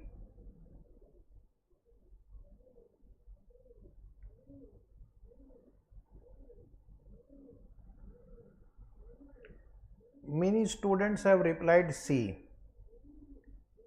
C is the right answer because a return call option that gives the holder the right to purchase a fixed number of share against a fixed price. If fixed for fixed test is passed,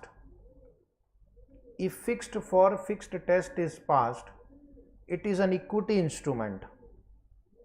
In other three cases, it is a financial liability. There is an obligation to pay cash here, and there is an obligation to issue variable number of own share.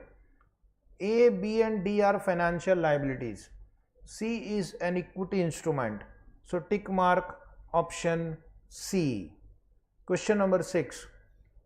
What is the principle of accounting for a compound instrument? So you will read the options and you will try. Then I will explain. What is the principle of accounting for a compound instrument?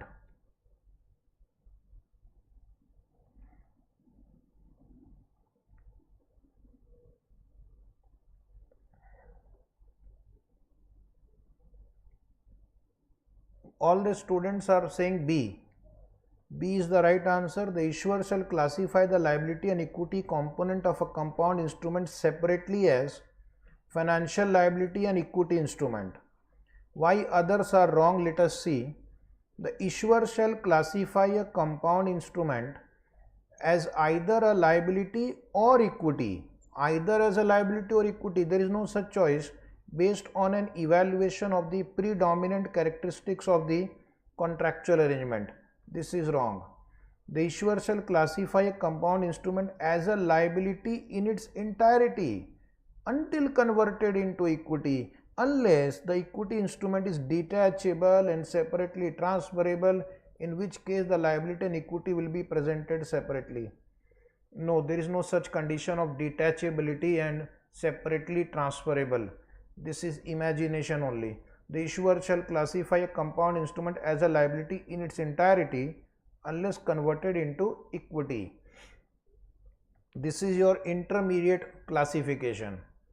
Final classification is you have to bifurcate into the liability and the equity portion. Question number 7. First read the question and solve yourself.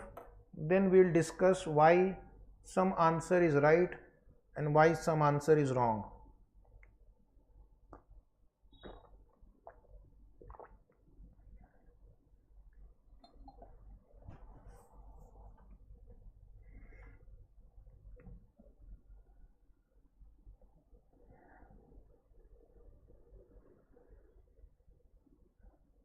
Yes, please. The answer given by all the students is A. Let me check. How are the proceeds from issuing a compound instrument allocated in the liability and equity component? First, you have to calculate the liability at fair value. Remainder amount will be allocated to equity. Seems to be right.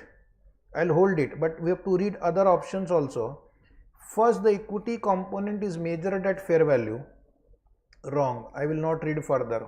First, equity cannot be measured. First, you have to measure liability. First, the fair value of both equity and liability are estimated and then allocated in the ratio of fair value. Wrong. You don't have to allocate in the ratio of fair value. You have to first value liability. Equity is the residual component. And point D, the equity component is measured at intrinsic value. Wrong. There is no such concept as intrinsic value in this standard only. Answer A was right. One more question. Please participate and see whether you have understood IND AS 32. What are the conditions for offsetting or net presentation of financial asset and financial liability? When we can set off financial asset and financial liability?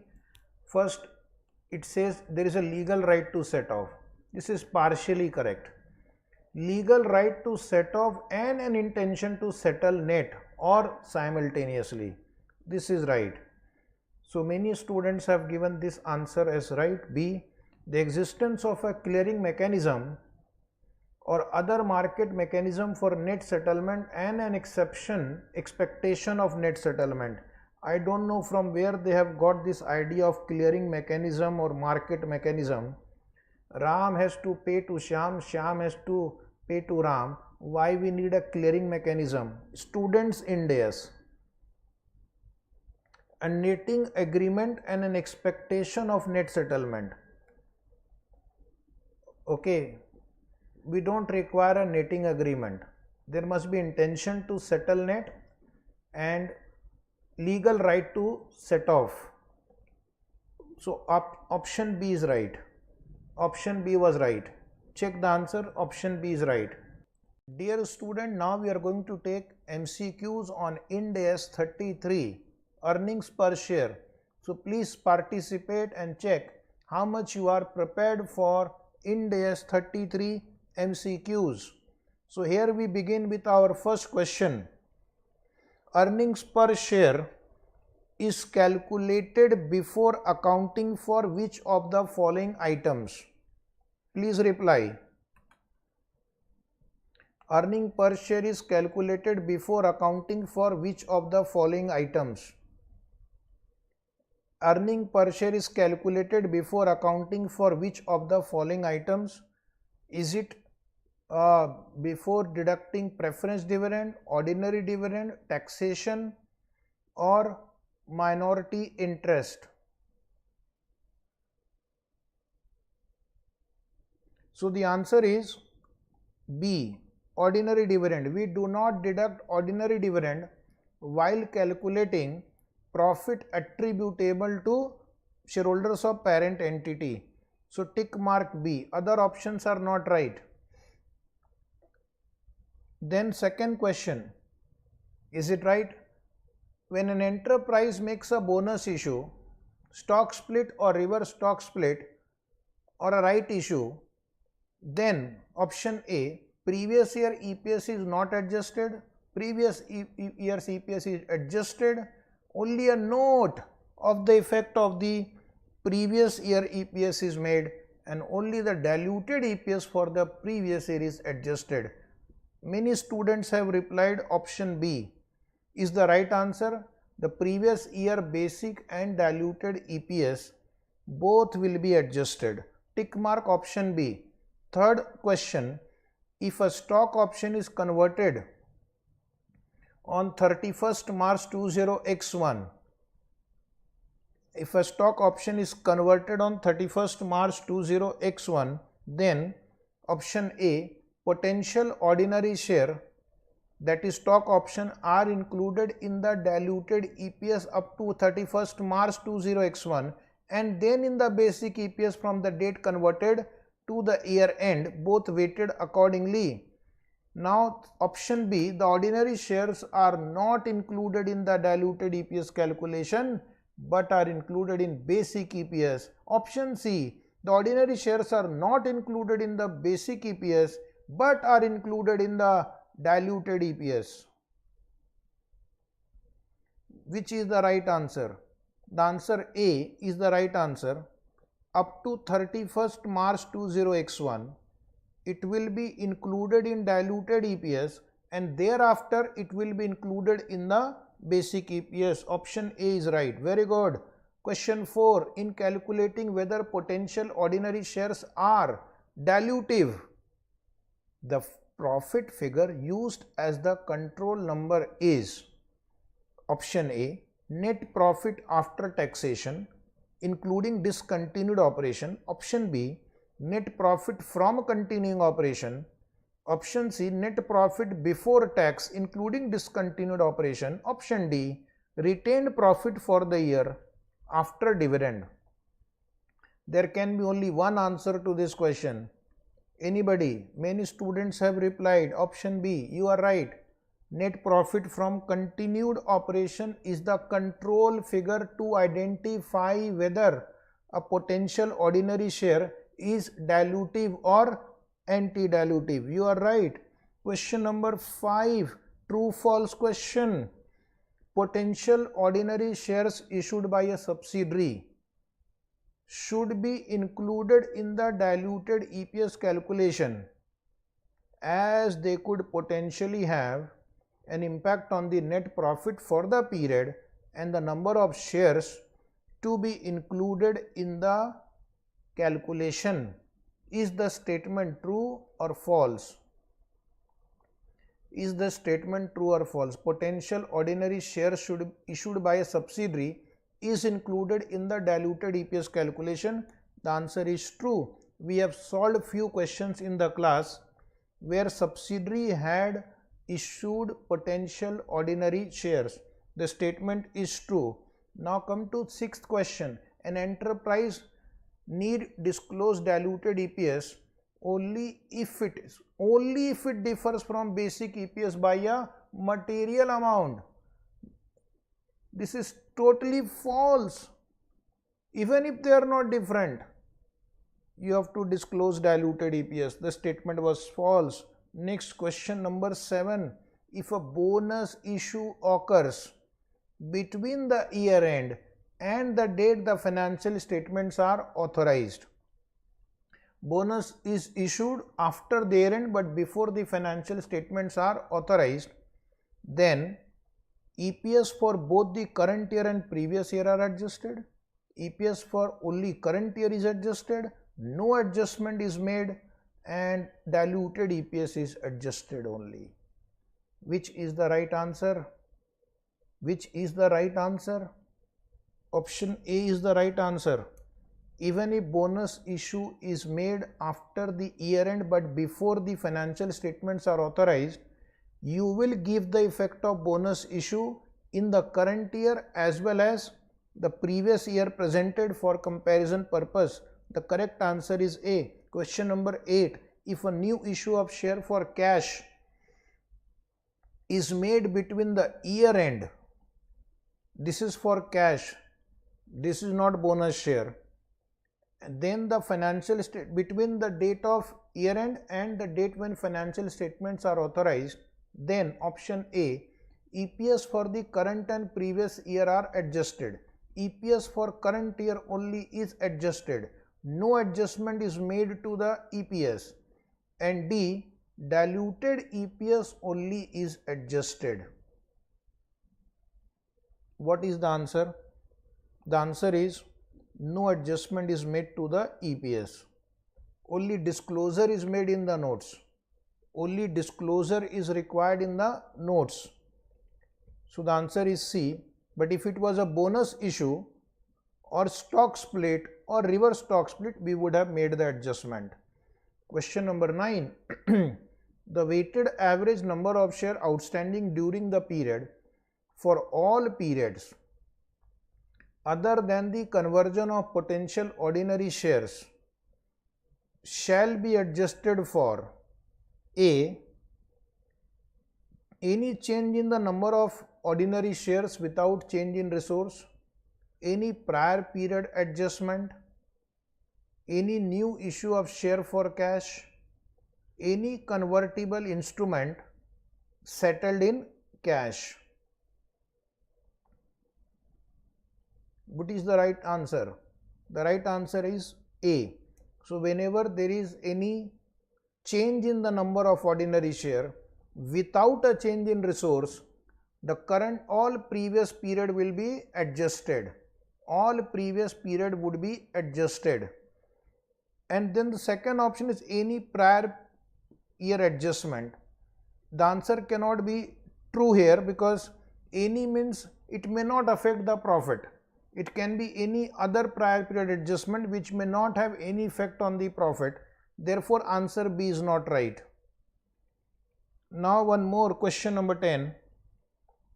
Question number 10, when ordinary shares are issued but not fully paid, then the ordinary shares are treated in the calculation of basic EPS. Option A, in the same way as fully paid ordinary share. Option B, as a fraction of an ordinary share to the extent that they are entitled to participate in dividend. Option C, in the same way as warrants or options and are included only in diluted EPS. Option D, very interesting, are ignored for the purpose of basic and diluted EPS. So there is only one right answer and you have given the correct answer, B, as a fraction of an ordinary share to the extent they are entitled to participate in the dividend. So B was the right answer. Now we are going to take multiple choice question on IND AS 34, Interim Financial Reporting. So let us check your understanding and knowledge of IND AS 34, starting with question number 1. Please participate in the discussion and see whether you have prepared for IND AS 34 or not. Question number 1 is IND AS 34, Interim Financial Reports should be published. Option A, once a year at any time in that year within a month of the half year end on a quarterly basis. Option D, whenever the entity wishes. I'll give you 5 seconds to try. Most of the students are saying option D. Option D is the right answer because IND AS 34 does not make it mandatory. IND AS 34 does not make it mandatory as to when, with what frequency you should prepare interim financial report. It is left to the management.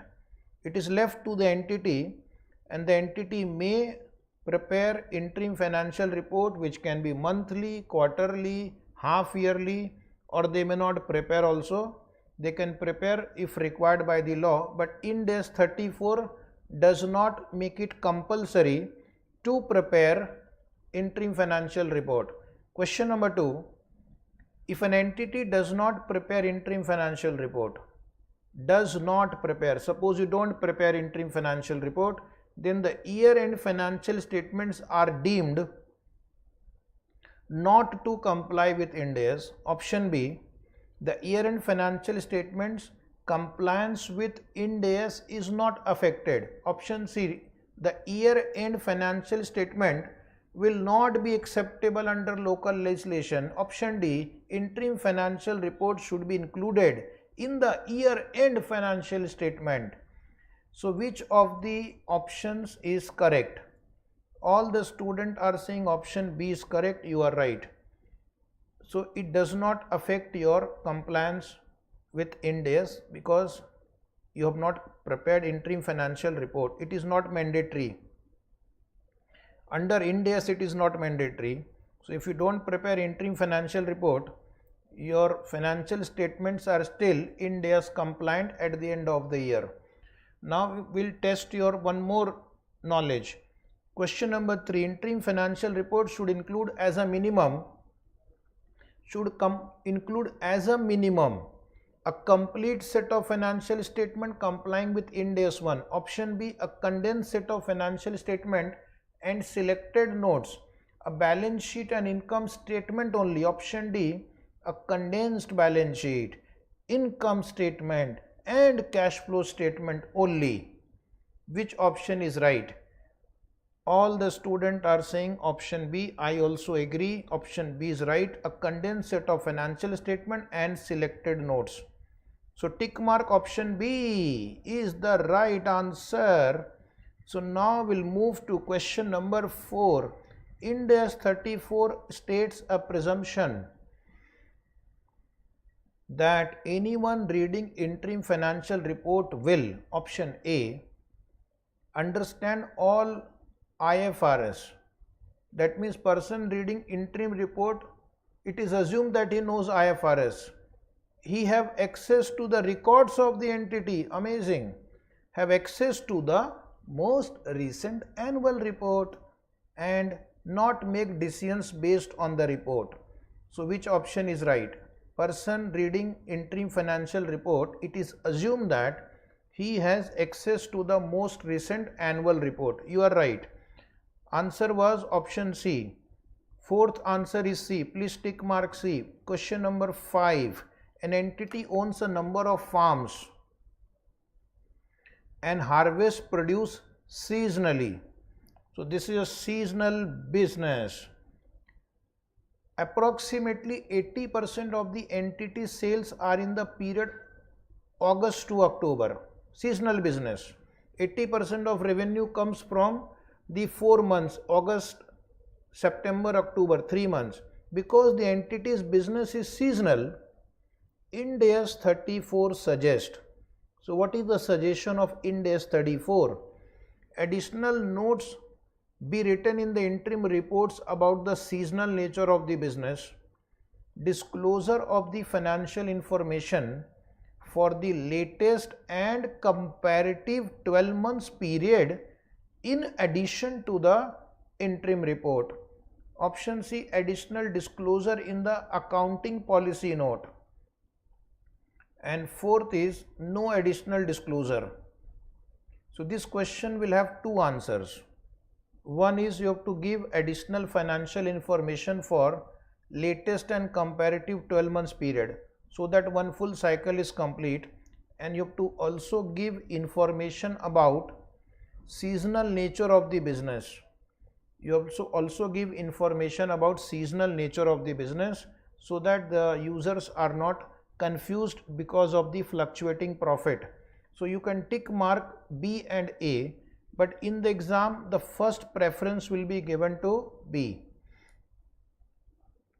If both options are there, then you have to tick mark B. Now we'll go to question number 6. Very good question for testing your knowledge on IND AS 34. An entity operates in the travel industry and incurs cost unevenly throughout the financial year. Advertisement cost of $2 million were incurred on March 1, 2007. So this is advertisement cost, 2 million incurred on March, and staff bonuses were paid at year end based on sales. So two types of expenses are there. One is advertisement, second is staff bonus. Staff bonus are expected to be around 20 million for the year. Of that sum, $3 million relates to period ending 31st March 2007. So out of total annual bonus 20 million, 3 million relates to first quarter. What cost should be included in the entity's quarterly financial report to March 31, 2007? So what are the expenses you are going to record in first quarter? Option A, advertisement cost $2 million and staff bonus $5 million. Option B, advertisement cost $0.5 million, staff bonus $5 million. Option C, advertisement cost $2 million and staff bonus $3 million. Option 4, advertisement cost $0.5 million, staff bonus $3 million. So they have used all combinations. Which option is right? Which option is right? One student, okay. Some students are saying option C is right. Option C is the right answer. As far as advertisement cost is concerned, it will be fully charged to that interim period in which it is incurred. There is no scope of deferment or postponement or preponement. But as far as bonus is concerned, it is based on sales. If two conditions are satisfied, provision for bonus can be recognized in the interim period. Either there is a legal or constructive obligation to pay bonus. There is a legal or constructive obligation to pay bonus. In this example, it appears to be a contractual obligation to pay bonus. And second, amount of bonus can be estimated reliably, which they have reliably estimated 3 million. Therefore, bonus can be recognized in the interim period if it can be reliably estimated. So the two combination must be $2 million for advertisement and $3 million for staff bonus. So that is my answer, option C, tick mark. Those students who have the book, tick mark option C. And now we'll come to one more very important question to check your knowledge in full public view. Okay, see how much you have learned. Let us test your knowledge, how much you have learned in IND AS 34. An entity prepares quarterly interim financial report in accordance with IND AS 34. An entity sells electrical goods and normally 5% of the customers claim on their warranty. The provision in the first quarter was calculated as 5% of sales to date, which was $10 million. However, in the second quarter, a design fault was found and warranty claims were expected to be 10% for the whole of the year. Sales in the second quarter was $15 million. What would be the provision charged in the second quarter's interim financial statement? What would be the provision you are going to charge in the second quarter's interim financial statement? Kindly solve. Question number 7 can be asked as a 4-mark question in the exam also. Without option, it is a 4-mark question in the exam. Yes, anybody who would dare to reply? Dare to reply. Dare to reply. What is my total sales? $10 million in the first quarter and $15 million in the second quarter. So total sale is $25 million. Total provision required at the rate 10% now, because my estimation has changed, so it comes to 2.5 million less provision recognized in last quarter, in first quarter. So previous quarter provision we are going to cancel, which is equal to 10 million into 5%. That is equal to 0.5. 0.5 you reverse, 2.5 you will provide. So the charge to the profit and loss will be 2 million. 2.5 minus 0.5. Previous provision was 0.5. Required provision is 2.5. So incremental provision recognized is $2 million. So the answer for this would be $2 million. And I have written the working note. In case if you are interested, you can copy. It can be a 4-mark separate standalone question without the options. You have to provide in the second quarter total provision of 2.5 million based on revised rate 10%. Provision provided in the first quarter was 0.5 million. So previous quarter will be cancelled, fresh provision will be made. So you will have to provide an additional provision of 2 million. Additional provision of 2 million will be provided. So that was the answer of this very, very important question number 7. And these are important questions on IND AS 34. Is it right? So thank you very much. Good evening friends. Today we will take MCQ on IND AS 36. What is IND AS 36? Impairment of assets. So test your knowledge on IND AS 36 with these MCQs. So first question on your screen. IND AS 36 shall be applied in accounting for the impairment of all assets other than. So there are 4 choices. One of them is not under the scope of the standard. Which one? Contract asset and asset arising from cost to obtain or fulfill a contract. This is not covered by IND AS 36. Deferred tax asset not covered by IND AS 36, covered by IND AS 12. Inventory covered by IND AS 2. So the answer is all of the above. So correct answer was D. Very good. Now try question number 2. IND AS 36 shall be applied in accounting for impairment of all asset other than non-current asset classified as held for sale under IND AS 105, asset arising from employee benefit, deferred acquisition cost and intangible asset arising from an insurer's contractual right under insurance contract. All the above. Which option is right? All of you can participate. The answer is all of the above. So again, answer is D. Everybody should participate. Answer is D. Check one more similar question. They can ask question from any segment of the standard. These questions are from the scope paragraph.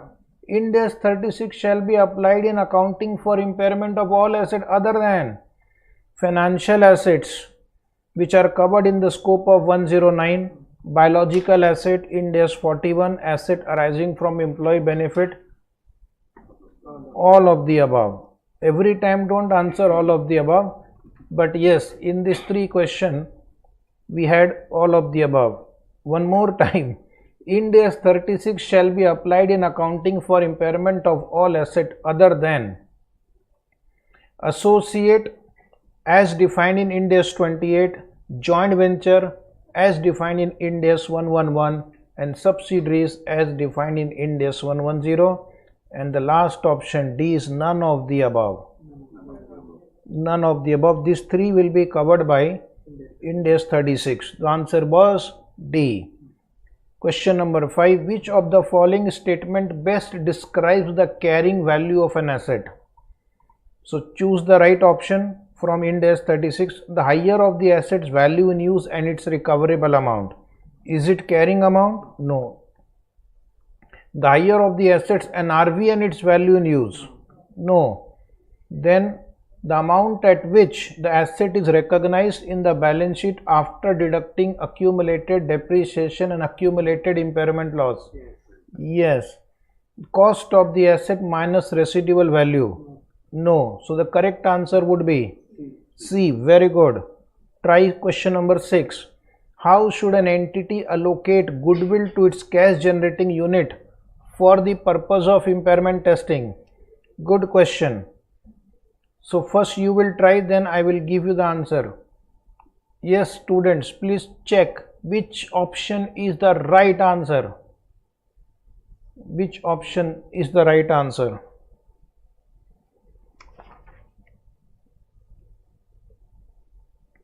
Which option is the right answer? Come on. The answer would be D, to that cash generating unit which is expected to benefit from the goodwill. In case of goodwill, you have to allocate to that CGU or CGUs which are expected to benefit from the goodwill. So the answer is D. Question number 7. Please try. Which of the following is not an external indicator of impairment? Not an external indicator of impairment. Technological change, external indicator. Decline in assets market value, external indicator. Adverse change in market in which the entity operates, external indicator. But the last one, the asset becoming idle, is an internal indicator. So the correct answer is D. One more chance. Question number 8. Which of the following is not an indicator of impairment? Not an indicator of impairment means out of 4 options, 3 are indicators of impairment. An increase in the interest rate which increases the discount rate. This is an indicator of impairment because value in use will fall. The estimated NRV of inventory has been reduced due to fire damage, although this value is greater than its carrying amount. Point C, we'll see. Point C, advance in technological environment in which an entity is employed because an adverse impact on its future use. It is an indicator. Last point is the carrying amount of an asset's net asset is higher than the entity's number of share in issue multiplied by its share price. Means the book value is greater than market capitalization. The last point means book value is greater than market capitalization. So this is an indication of impairment. The last 2 are indication of impairment. In case of inventory, it is not an indication of impairment because its value is higher than the carrying amount, not an indicator of impairment. One more question, number 9. As per IND AS 36, which of the following would definitely not be an indicator of the potential impairment of an asset or group of asset? So again you have to find not an indicator of impairment. Tell me. First one, a significant in technological environment in which the entity operates. Is it an indicator of impairment? Yes. An unexpected fall in the market value of one or more asset. Is it an indicator of impairment? Yes. Carrying amount of an entity's net asset is below the market capitalization. This time the market cap is greater than carrying amount. So this is not an indicator of impairment. Last point, adverse change in the economic performance of one or more asset. So that is an indicator of impairment. So if market capitalization is greater than the book value, it is not an indicator of impairment. One more question, number 10. In accordance with IND AS 36, which of the following explains the impairment of an asset and how to calculate its recoverable amount? So you will first read the options and give me the answer. Yes, students, please try the last one. Question 10. Question 10.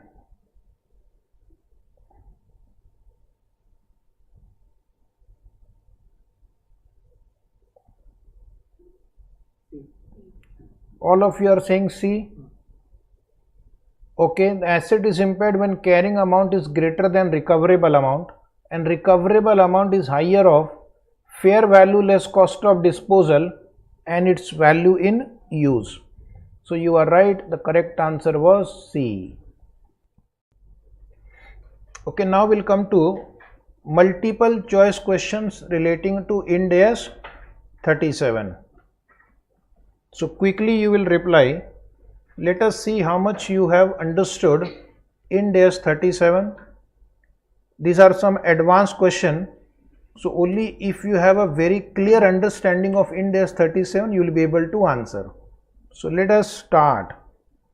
First question. When can provision be recognized in accordance with IND AS 37? So option A. When there is a legal obligation arising from a past obligating event, the probability of the outflow of resource is more than remote but less than probable, and a reliable estimate can be made of the amount of the obligation. So students are saying this is not the answer. We'll check later. When there is a present obligation as a result of past event, the outflow of resources is probable and a reliable estimate of the amount can be made. It seems to be okay. So I'll just put a circle here. So this is a possible candidate for our answer. When there is a possible obligation, so the moment you see possible obligation, it can't be provision. When management decides that it is essential that a provision be made for unforeseen circumstances, and keeping in mind this year the profits were enough but next year there may be losses. So this is creative accounting, not allowed. You are doing profit shifting here. So the candidate which is left is, what is the right answer? What is the right answer? B is the right answer. Question number 2. Amazon Inc. has been served a legal notice on 15 December 20x1 by the local Environmental Protection Agency to fit smoke filters in its factory on or before 30th June 20x2, before June 30th of the following year. The cost of fitting the smoke filter is $250,000. How should Amazon Inc. treat this in the financial statement for year ending 31st December 20x1. So option A is recognize a provision of 2,50,000 in the financial statement for the year ended 31st December. Recognize a provision of 1,25,000 in the financial statement for the year ended 31st December 20x1, because the other 50% of the estimated amount will be recognized in the next year in the financial statement. Point C, because Amazon can avoid the future expenditure by changing the method of operation, and thus there is no present obligation for the future expenditure, no provision is required on 31st December. But as there is a possible obligation, this warrants disclosure in the footnotes to the financial statement for the year 31st December. And the last one, ignore this for the purpose of the financial statement for the year ended 31st December, and neither disclose nor provide the estimated amount. So what is your view? All the students are saying A is not right, B is not right, D not right. So what is the right answer? Oh, the color has changed. Very good. C is the right answer, tick mark. Third question. One more chance to show your skill. A competitor has sued an entity for unauthorized use of its patented technology. So the entity has been sued by the competitor. The amount that the entity may be required to pay to the competitor, if the competitor succeeds in the lawsuit, is determinable with reliability, and according to the legal counsel it is less than probable. Less than probable means probability is less than 50%, but more than remote, not zero probability, that an outflow of resources would be needed to meet the obligation. The entity was sued at the year end. Recognize a provision, make a disclosure of the possible obligation in the footnotes to the financial statement, means contingent liability. Make no disclosure, no provision, and wait until the lawsuit is finally decided and then expense the amount paid on settlement. Set aside as an appropriation a contingency reserve. Oh my God. An amount based on best estimate of the possible liability. Did we discuss that we have to create a contingency reserve? No. So what is the right answer? The right answer is B. You will have to make a disclosure of the possible obligation in the footnote, that is in bracket contingent liability. Okay, one more last chance. Point number 4. A factory owned by XYZ was destroyed by fire. XYZ lost an insurance claim for the value of the factory building plant and an amount equal to 1 year's net profit. During the year, there was a number of meetings with the representative of the insurance company. Oh my God, picture. Okay.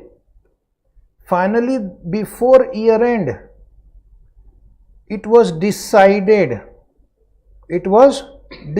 So the insurance company has decided that XYZ would receive compensation for 90% of the claim. So those who have the notes, they can highlight, underline this line. There is a hint here. So it was agreed between the two parties that the insurance company would pay 90% of the claim. XYZ received a letter also, underline. This is more confirmation. Only telephonic confirmation is not enough, remember. But a letter received from insurance company is a virtual certainty that the settlement check for that amount had been made, but it was not received before year end. Mail has come first, email, check will come in due course. How should XYZ treat this in its financial statement? Disclose the contingent asset. True or false? False. Because now it is virtual certainty. But wait, there are some interesting options. Wait until next year, when the settlement check is actually received, and not recognize or disclose this receivable at all, since at year end it is a contingent asset. Wrong. See, because the settlement of the claim was conveyed by a letter from the insurance company that also stated that settlement check was in the mail for 90% of the claim, record 90% of the claim as receivable, as it is virtually certain that contingent asset will be received. So this seems to be a right answer. Just wait for one more option. Because the settlement of the claim was conveyed by letter from the insurance company that also stated that settlement check was in the mail for 90% of the claim, they are saying record 100% of the claim. Virtual certainty is only for 90%. As a receivable at year end, as it is virtually certain that contingent asset will be received, and adjust the 10% next year when the settlement check is actually received. This is creative accounting. So the correct answer is C. Yes, C is the right answer. Understood? Good evening and welcome to IND AS 38. Check your knowledge on IND AS 38 by solving MCQs. So there are few MCQs we are going to take today, and this will be very useful for your exam. It will help you to check your level of preparation also. So are you ready to take this challenge? Yes. On 2nd January 2015, NDA Corp brought a trademark from Induga Corp for rupees 5 lakh. NDA retained an independent consultant who estimated the trademark's remaining life to be 20 years. Its unamortized cost on Induga accounting records were 3,80,000. NDA decided to amortize the trademark over the maximum period allowed. In NDA's December 2015 balance sheet, what amount would be reported as an accumulated amortization? We are in the books of NDA Corp. What will be accumulated amortization on 31st December 2015? Will you take 5 lakh divided by 20 or 3,80,000 divided by 20? You are in the books of NDA, they have purchased it for 5 lakh. So for them the cost is 5 lakh. 5 lakh divided by 20 years, 25,000. Do we have any option? 25,000 here. So first you have to do your own calculation and check if there is any option. The answer is yes. But if somebody by mistake takes 3,80,000 and divide by 20, for him also there is an option. Okay. So the correct answer is option C. C is the correct answer. In your book I have written the explanation also, which you can later on read. One more question, number 2. During 2015, NDA Corp incurred costs to develop and produce a routine low-risk computer software product as follows. Completion of the detailed program design. What will you call it? Sorry. This is a planning stage. It is like research and development, research expenditure, P&L account. Cost incurred for coding and testing to establish technological feasibility. Again P&L account. Other coding cost after establishment of technological feasibility. This right side means capitalized, left side means P&L account. Other testing cost incurred after establishment of technological feasibility. Capitalized. Cost of producing Product master for training material, capitalized. Wait. Duplication of computer software and training material from product master. These are inventory items. Packaging product 500 units. These two will be inventory item which are produced from the master. In NDA Corp December 31, 2015 balance sheet, what amount will be capitalized as software cost? Is it 59,000? Is it appearing as one of the options? 24,000 plus 20 plus 15. So it can come as a 4-mark question also. Then you will not be given the options. And with the option, it can be converted into an MCQ question. So the correct answer is option C, 59,000. And in your book, the explanation is printed, which you will read later as homework. Question number 3, which is a continuation of question number 2. Only last 2 lines we will read. In NDA Corp December 31, 2015 balance sheet, what amount will be reported as inventory? What amount will be reported as inventory? 25 plus 9. Do we have any option? 34,000 there? Yes. So the answer is B. And you can read the explanation for this question printed below. Now we'll go to question number 4. NDA Inc.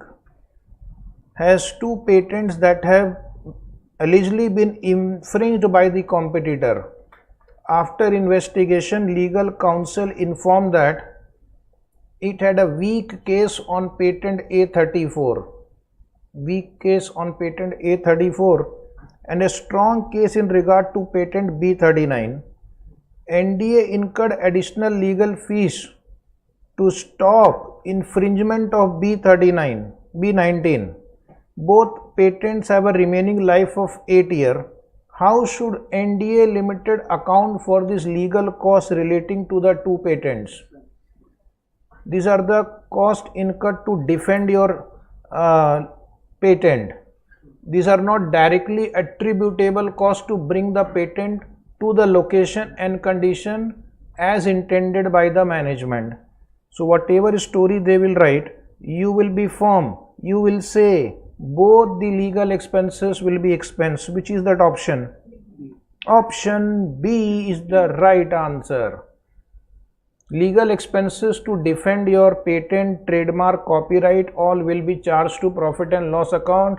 Question number 5. On 1st January 15, NDA Corp incurred organization cost or preliminary expense of rupees 24,000.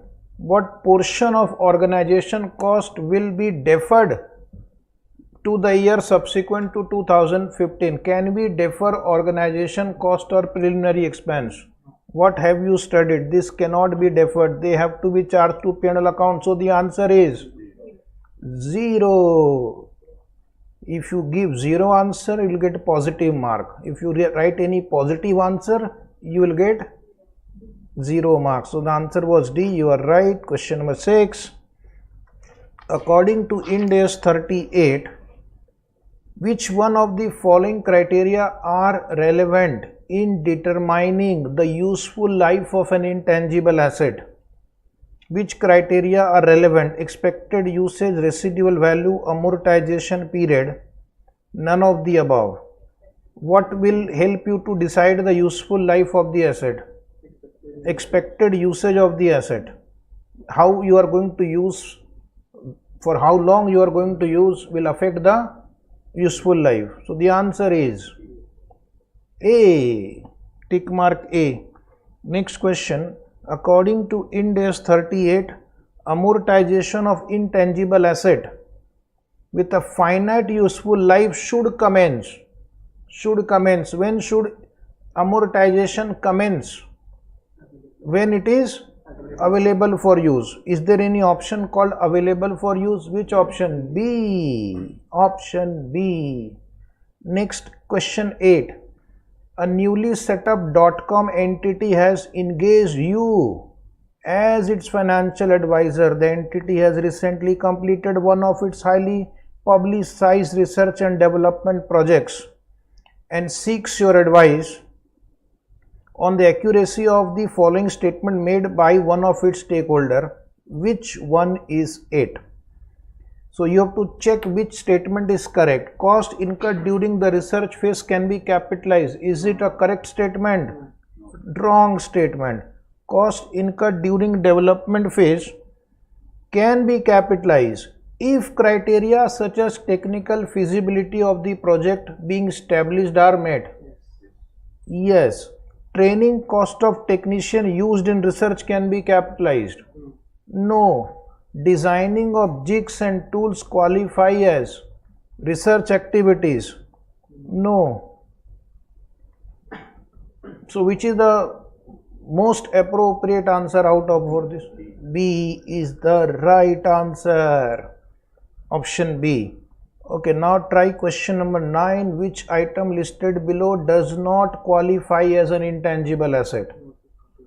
Does not qualify. Computer software is an intangible asset? Yes. Patent? Yes. Copyright? Yes. Notebook computer, is it an intangible asset? The answer is no. So this is the appropriate answer, option D. One more chance. Question number 10. Which of the following items qualify as an intangible asset under IND AS 38? Will qualify as intangible asset. Advertisement and promotion? No. College tuition fees paid to employees who decide to enroll as an executive in MBA program at Harvard University while working with the company? No. Why are you laughing? See the imagination. Operating losses during initial stages? No. Legal costs paid to intellectual property lawyers to register a patent? Yes. That means you have understood this standard. Now one last chance to demonstrate your skill. Which of the following disclosures is not required by IND AS? Not required. 3 of them are required, 1 of them is not required. Useful life of intangible asset, required to be disclosed. Reconciliation of carrying amount, required. Contractual commitment for acquisition of intangible asset, again required. Fair value of similar intangible asset used by the competitor, not required. This disclosure is not required, so therefore this is the answer. Any query? Who got all answers right? Very good. Dear student, now we'll take multiple choice question on IND AS 40 investment property. Are you ready? So let us see how much you have understood IND AS 40. Check your understanding.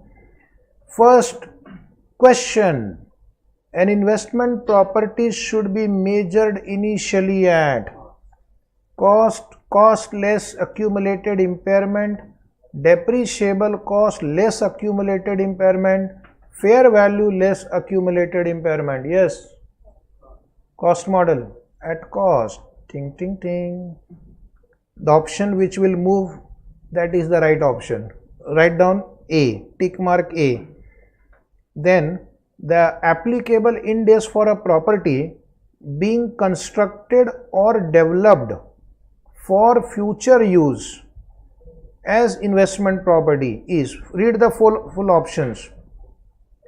Constructed or developed as future use as investment property. First, IND AS 2, inventory until construction is complete, and then it is accounted under IND AS 40. Then directly IND AS 40. Then IND AS 115 until construction is complete, and then it is accounted under IND AS 40. Point D, IND AS 16, PP until construction is complete, and then it is accounted under IND AS 40. The answer of the institute is IND AS, or any institute which has set this paper is IND AS 40 should be the answer, because from the very beginning you are sure that property is constructed or developed for future use as investment property. So tick mark B.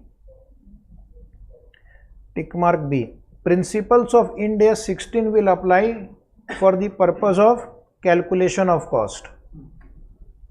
Third question, this is good question. Let us see who will give me the correct answer. Transfer from investment property to property, plant and equipment are appropriate when there is a change of use based on the entity's discretion, only when the entity adopts fair value model. D. Entity can never transfer property into another classification. So many students have replied A. Let us ask computer. A is the right answer. One more chance to show your skill. Question number 4. An investment property is derecognized when it is disposed to a third party, it is permanently withdrawn from the use, no future economic benefits are expected, and all of the above. All of the above is the right answer. Very good. Everybody have given D. One last chance to prove your skill on IND AS 40. An entity has a factory that has been shut down for years due to various reasons, including worker unrest and strike. The entity plans to sell this factory. It should classify the factory as investment property, classify the property as held for sale, classify the property as PP, write off the net book value and disclose that fact in the footnotes to the financial statement. Yes, please reply everybody. Lot of students are saying B. The answer is B, because it is no longer meeting the definition of investment property. The purpose has changed, evidence is there, so you will classify it as held for sale. Although the information was not enough to conclude that IND AS 105 will apply, because for IND AS 105 we require more data to come to a conclusion. But based on all the available options, this is the best option. So these were some. Hello and welcome to MCQ on IND AS 41 Agriculture. So test your understanding of this amazing chapter IND AS 41 and see how much you have understood. So we have our first MCQ. Which of the following is not dealt with by IND AS 41? Not dealt by IND AS 41. Come on. Which is the correct option? The accounting for biological asset.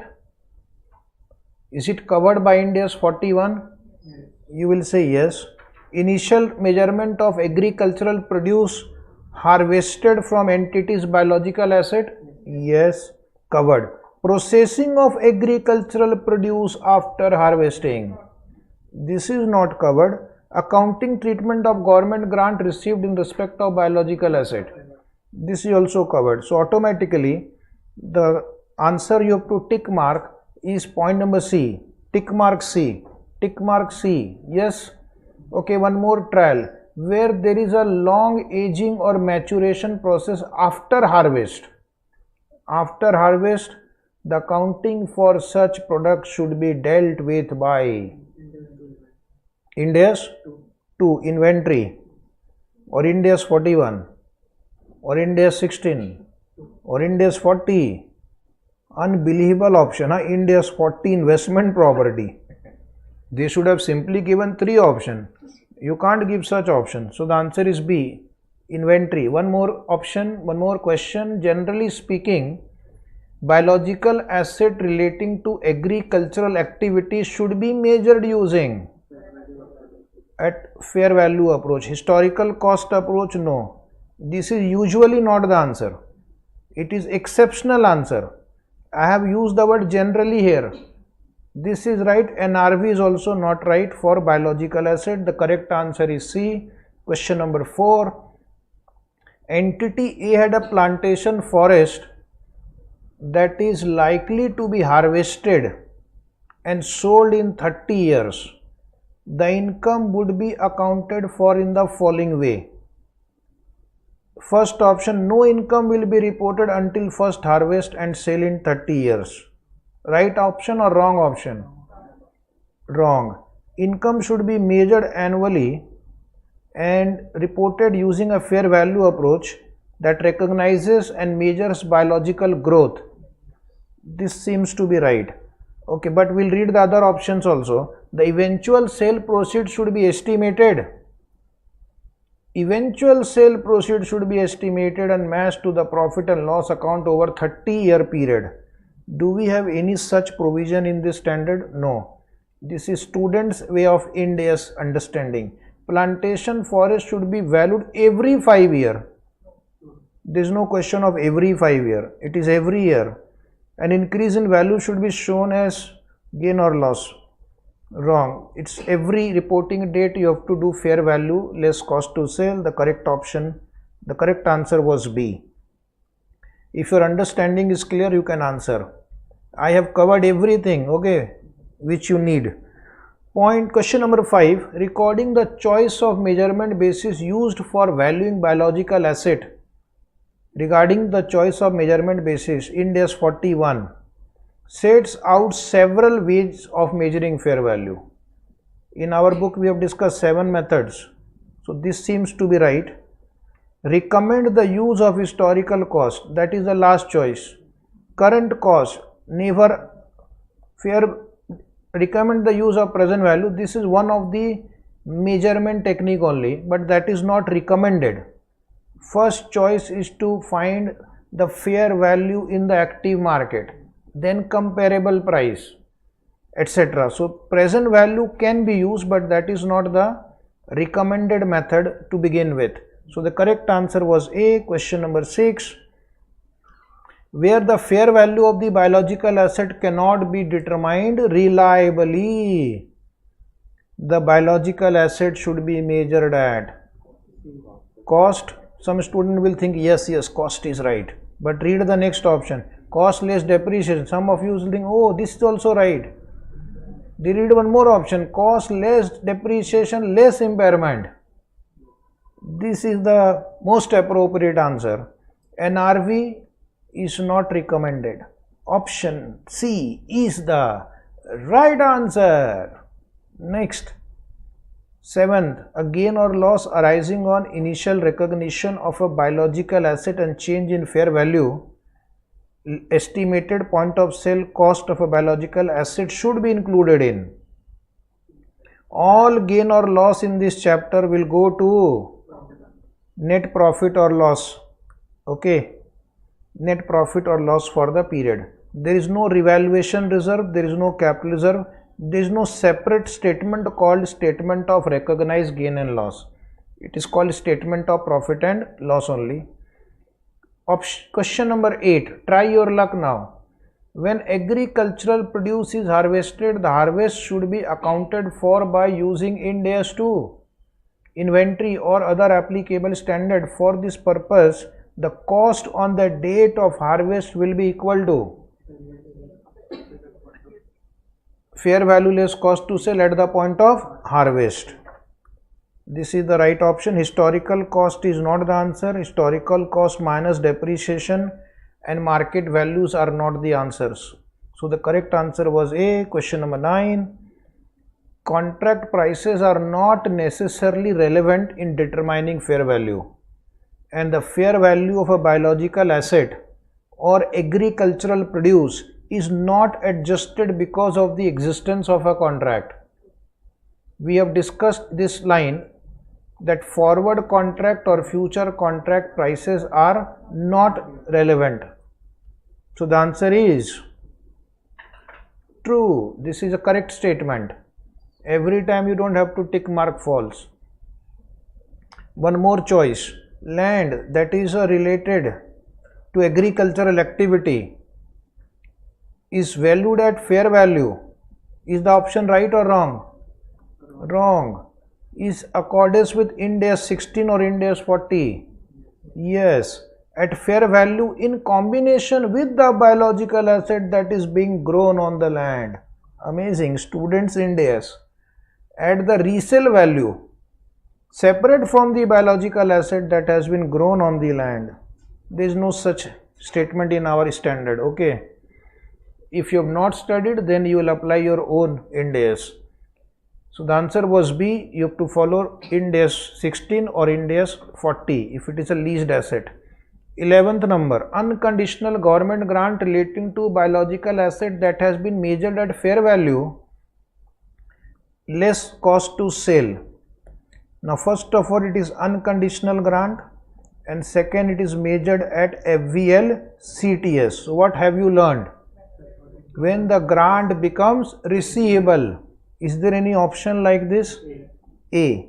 Deferred credit? No. Income? No. When the application is submitted? Wow.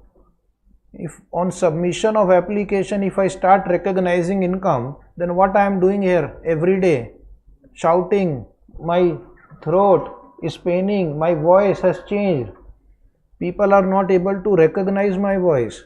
I will also just file application, recognize income, file application, recognize income, and then sell my company to Amazon or Flipkart for 2000 crore, go to Cayman Island and rest there. A deferred credit when the grant was approved, or Miami Island probably, that is better. Huh? A. No, I will not go to Goa.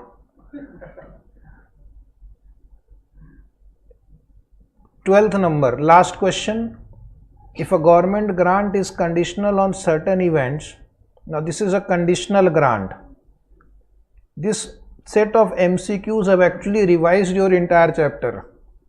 Grant will be recognized when income when conditions attached to the grant are met, income when the grant was approved, deferred credit when the grant is approved. So this is A. Once the conditions are met, it will be recognized as income. Only one assumption we are making, that the biological asset is measured at FVL CTS. Biological asset is measured at FVL CTS.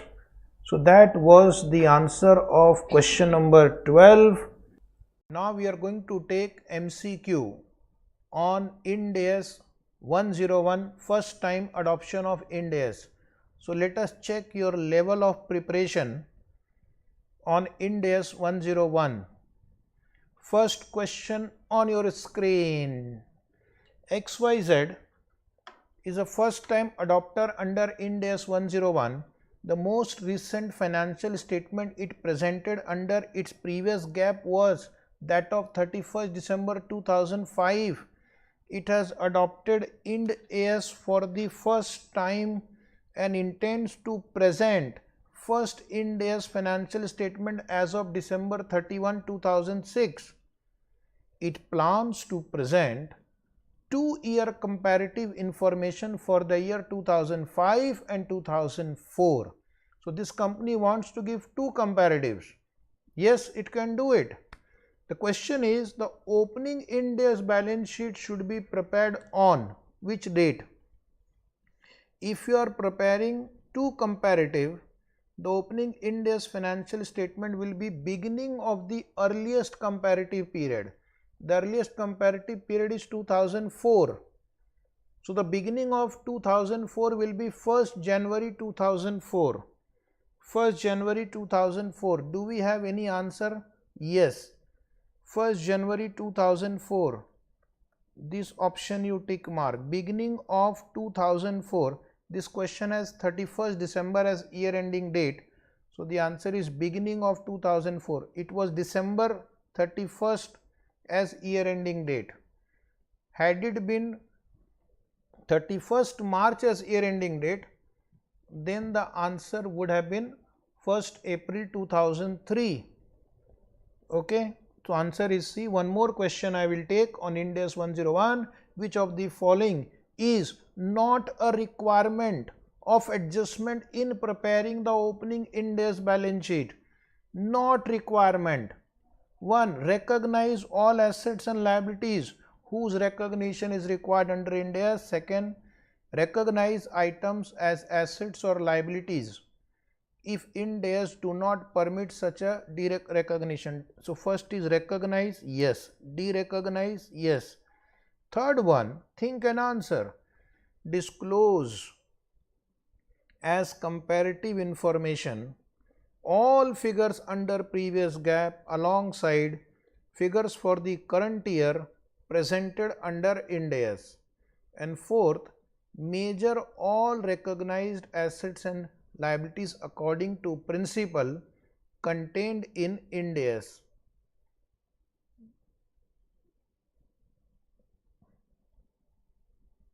What is the answer? The answer is these three are right: recognize, derecognize, reclassify and measurement. Okay, recognize, derecognize, reclassify, measurement. These three are right. This is not a required disclosure, required adjustment. It is not an adjustment in preparing opening balance sheet. So point number C would be the answer. You have to tick mark. Okay, so these were few questions. Welcome to IND AS 102 multiple choice question. Some of the very important questions we are going to take. Please participate and see how much you are prepared on IND AS 102. These are likely questions for your exam also.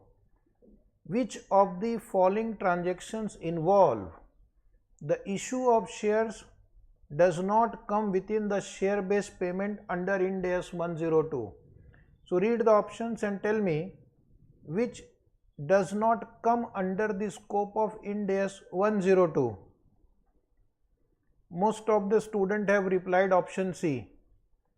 Option C, share based payment relating to acquisition of subsidiary. This is not covered by IND AS 102. Employee share purchase plan, employee share option, share appreciation rights are covered. Very good answer. Tick mark option C. Tick mark option C. Now come to question number 2. Which of the following is true regarding requirement of IND AS 102? Private companies are exempt. Small companies are exempt. Subsidiaries using their parents' equity share for consideration of goods and services are exempt. And point number D, there is no exemption from IND AS 102. Most of the students have replied D.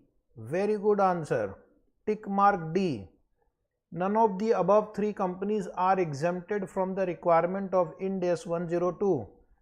If they come under the purview of IND AS 102, they will have to apply IND AS 102 fully.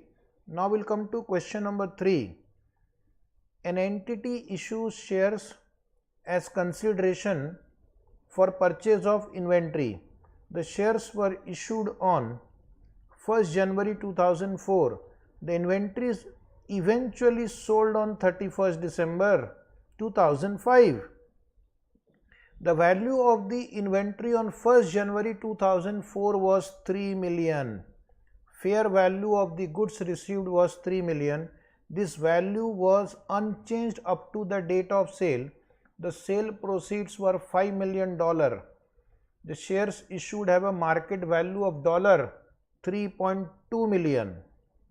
Fair value of inventory is 3 million. Fair value of the share issued is 3.2 million. Question is, this can be your 4-mark exam question also. Without option, it can be a 4 marks theory question. Which of the following statement correctly describes the accounting treatment of this share-based payment transaction? Come on student, try yourself. Try yourself. Try yourself.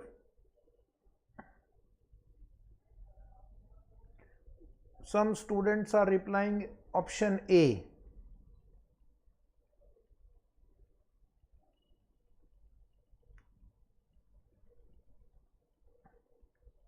The answer is, the correct answer is option A. Fair value of the inventory will be taken. So entry will be inventory account debit to SBP reserve account. I'll explain. Inventory account debit to SBP reserve account. Inventory will increase. SBP reserve means equity will increase, and whenever the inventory will be sold, it will be expensed. Here they have taken fair value of equity, but we have discussed first priority will give to fair value of goods received. If that is not reliable, then we'll take fair value of the equity instrument. And why this is wrong? This is wrong because they have written 2 year. There is no such concept. Same thing over here also. 2 year. Here both the figures are wrong. Amount is also wrong. Treatment is also wrong. So that was a wrong answer. Only on answer A was right. Okay, try one more question. Without option, it can be a 4-mark theory question. An entity issues fully paid shares to 200 employees on December 31, 2004. Normally, shares issued to employee vest over a 2-year period, but these shares have been given as bonus to employees because of their exceptional performance during the year. So these are already vested options. These are already vested shares. The shares have a market value of 5 lakh on December 31, 2004. The average fair value is 6 lakh. What amount would be expensed in the income statement for the above share based payment transaction? A very good question. Whatever you will think, there is an option for that. If you think the answer is 6 lakh, you have an option 6 lakh. If you think answer is 5 lakh, there is an option 5 lakh. And if you want to divide by 2, you have 3 lakh and 2 lakh 50,000. So please reply. Some students are saying option B. Option B is the fair value of the share on the grant date. That is right. We don't have to take average share. And because these are vested options, I don't have to divide by 2 also. Tick mark B. Tick mark B.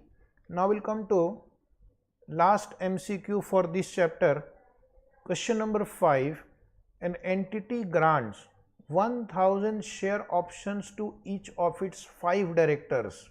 Underline number of directors. On July 1, 2004, the option will vest on June 30, 2004. So vesting period is 4 years. Vesting period is 4 years. And now the question says the fair value of the each option on grant date is 5.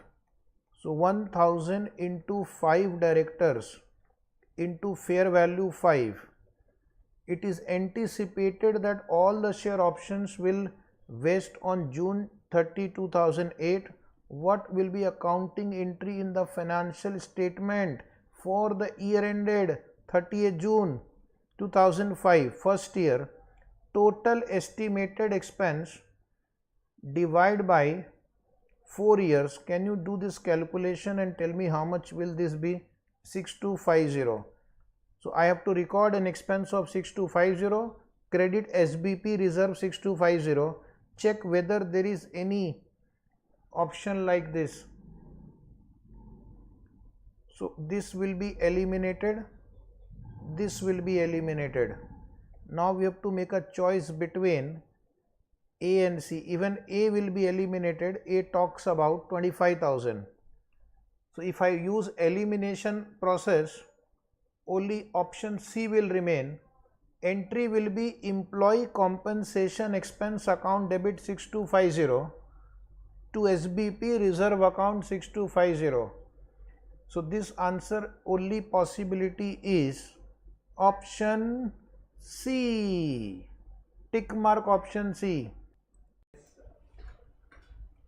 So today we'll take IND AS 103 MCQ. Test your knowledge of IND AS 103 MCQ. This will cover a lot of questions from different aspects of IND AS 103 and you will be able to check for yourself how much you are prepared. First question on your screen. Company P owns and operates restaurant groups in various metropolitan area. P acquires Company S, a group of 10 restaurants located in a major city. The acquired set of activities and assets include land, leased asset and leasehold improvement, equipment and the right to trade name used by the restaurant group. P also offers employment to the restaurant's employees, including management level employees, service staff and chef, but P does not acquire S procurement system used to purchase the food, drinks and other supplies necessary to operate the restaurant. State whether the acquisition will be accounted for as a business combination. Good question. It can come for 4 marks also if there are no options given. So what is your answer? Can we call it as a business combination? There is input also, substantive process also, output also. But there is one process which is not taken over, procurement system. Is it necessary that you have to acquire every process? Those processes which can be easily replicated from outside, or in case company P already has a procurement system which they can use. So there is no need to acquire procurement system and still it will be called as a business combination. So what is the right answer? Seems to be right. Option B is the right answer. Question number 2.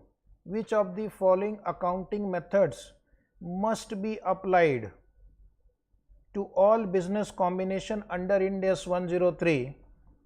Which accounting method must be applied for all business combination under IND AS 103? Purchase method, proportionate consolidation, equity method or pooling of interest method? So the answer is purchase method. Pooling of interest method we apply only for common control transaction.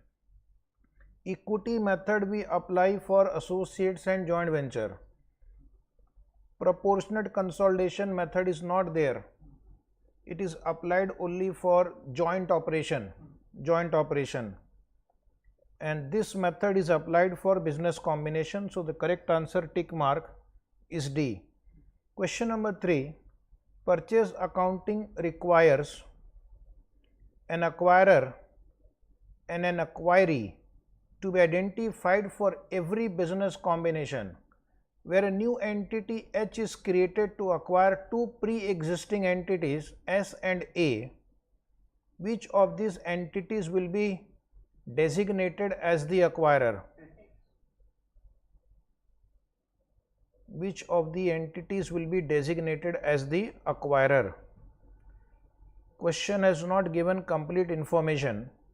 Who will control whom? Who will get a better stake in that company or higher stake in that company?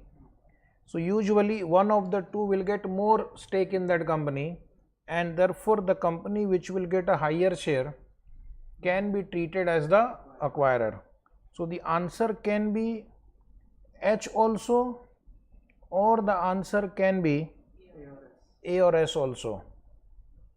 2 answers are possible for this question. If more information was given, we could have answered it. So you tick mark D. The one who will get more stake in that company will be treated as acquirer. Then you come to question number 4.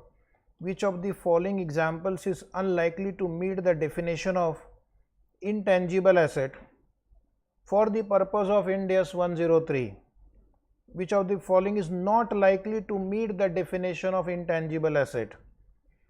Think and answer. Marketing related, such as trademark and internet domain name, customer related such as customer list and contracts, technology based such as software and database, and D, pure research based such as general expenditure on research. General expenditure on research will not be classified as intangible asset. So the answer is D. Although research asset can be taken over if it meets the definition of business. If it meets the definition of business, there is input and substantive process which have the capability to produce output. General research expense will not be treated as intangible asset. Question number 5. An acquirer should, at the acquisition date, recognize goodwill acquired in a business combination as an asset. Goodwill should be accounted for as follows. Option A, recognize as an intangible asset and amortize over its useful life. Do we amortize goodwill? Write-off against retained earning? No. Recognize as intangible asset. An impairment test when a trigger event occurs? No. Goodwill is to be tested for impairment annually or more frequently if impairment is indicated. So therefore the correct answer is D. Yes, the answer D was right. Question number 6. Please participate. If the impairment of the value of goodwill is seen to have reversed, suppose you think goodwill impairment is reversed, then the company may reverse the impairment charge and credit income for the period. Goodwill impairment cannot be reversed. Reverse the impairment charge, credit to whatever, whenever they see reverse, it is a wrong option. Not reverse the impairment charge. Goodwill impairment is not reverse. Reverse the impairment charge only if the original circumstances blah blah blah. Reversal is not allowed only.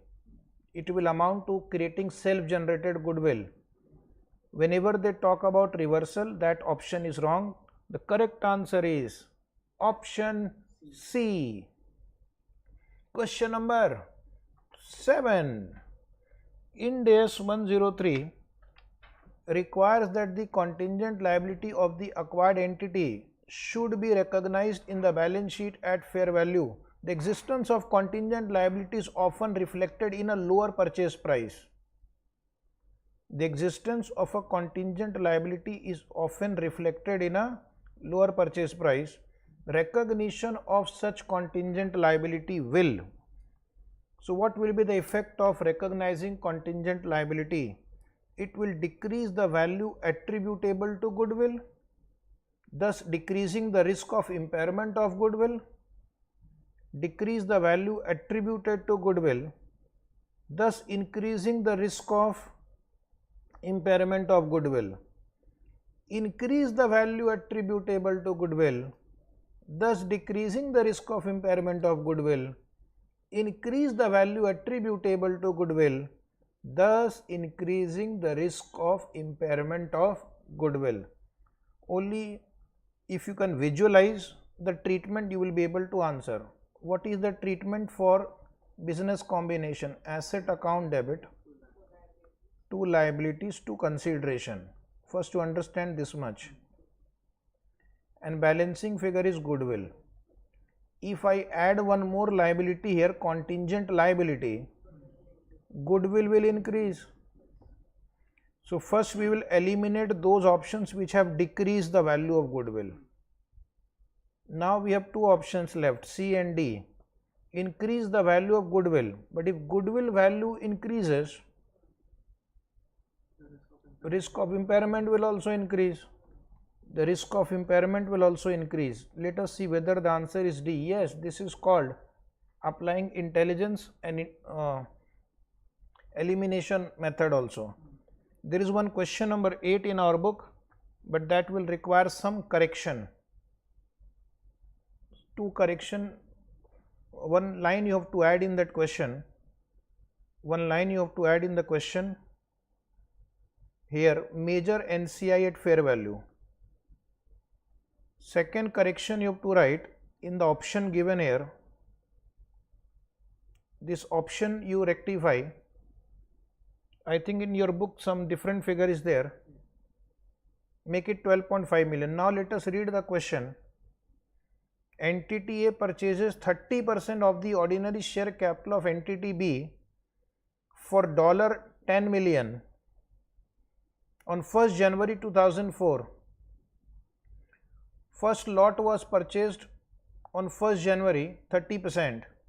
And how much consideration was paid? 10 million. The fair value of the asset of entity B at that date was 20 million. So that time it was 20 million. On 1st January 2005, entity A purchased a further 40% of equity of entity B for $15 million. So for 40%, they have paid 15 million. Is it right? So we have to revalue the previously held 30% also. What will be the value of that 30% stake now? For 40% stake, you have paid 15 million. So we have to revalue the previously held equity interest. How much? 11.25. Revaluation of previously held equity interest. Plus we have to also add NCI. NCI is also holding 30%. NCI will also be fair valued. NCI will also be fair valued. So the total value of consideration plus NCI is how much? 37.5. What is the fair value of identifiable net asset? 25 million. Identifiable net asset INA is 25 million. Now it says on 1st January 2004, entity A does not have significant influence over entity B. What value would be recognized for goodwill before any impairment test in the CFS for the year ended 31st December 2005? So what would be the value for goodwill? Is it 12.5? You can mention the calculation also, left side, right side in your book if you want. So this itself can be a 4-mark question to identify goodwill. 12.5 million. Option C, calculation I have disclosed. Okay, try one more question. In MCQ it will be 1 mark, otherwise it can be a 4-mark question separately. Question number 9. Corin, a private limited company, has acquired 100% of coal, a private limited company, on 1st January 2005. The fair value of the purchase consideration was $10 million ordinary shares of $1 of Corin, and the fair value of the net asset acquired was $7 million. At the time of acquisition, the value of ordinary share of Corin and the net asset of coal was only provisionally determined. So my question is, what was provisional goodwill? 10 is the PC, 7 is the net asset, so goodwill is 3, there is no NCI. The value of Corin Limited, where were we? The value of shares of Corin Limited 11 million and the net asset of coal 7.5 million on 1st January 2005 were finally determined on November 30, 2005. However, the directors of Corin have seen the value of company decline since January 1, 2005, and as of February 1, 2006, wish to change the value of purchase consideration to 9 million. What value should be placed on purchase consideration and net asset of coal as on the date of acquisition?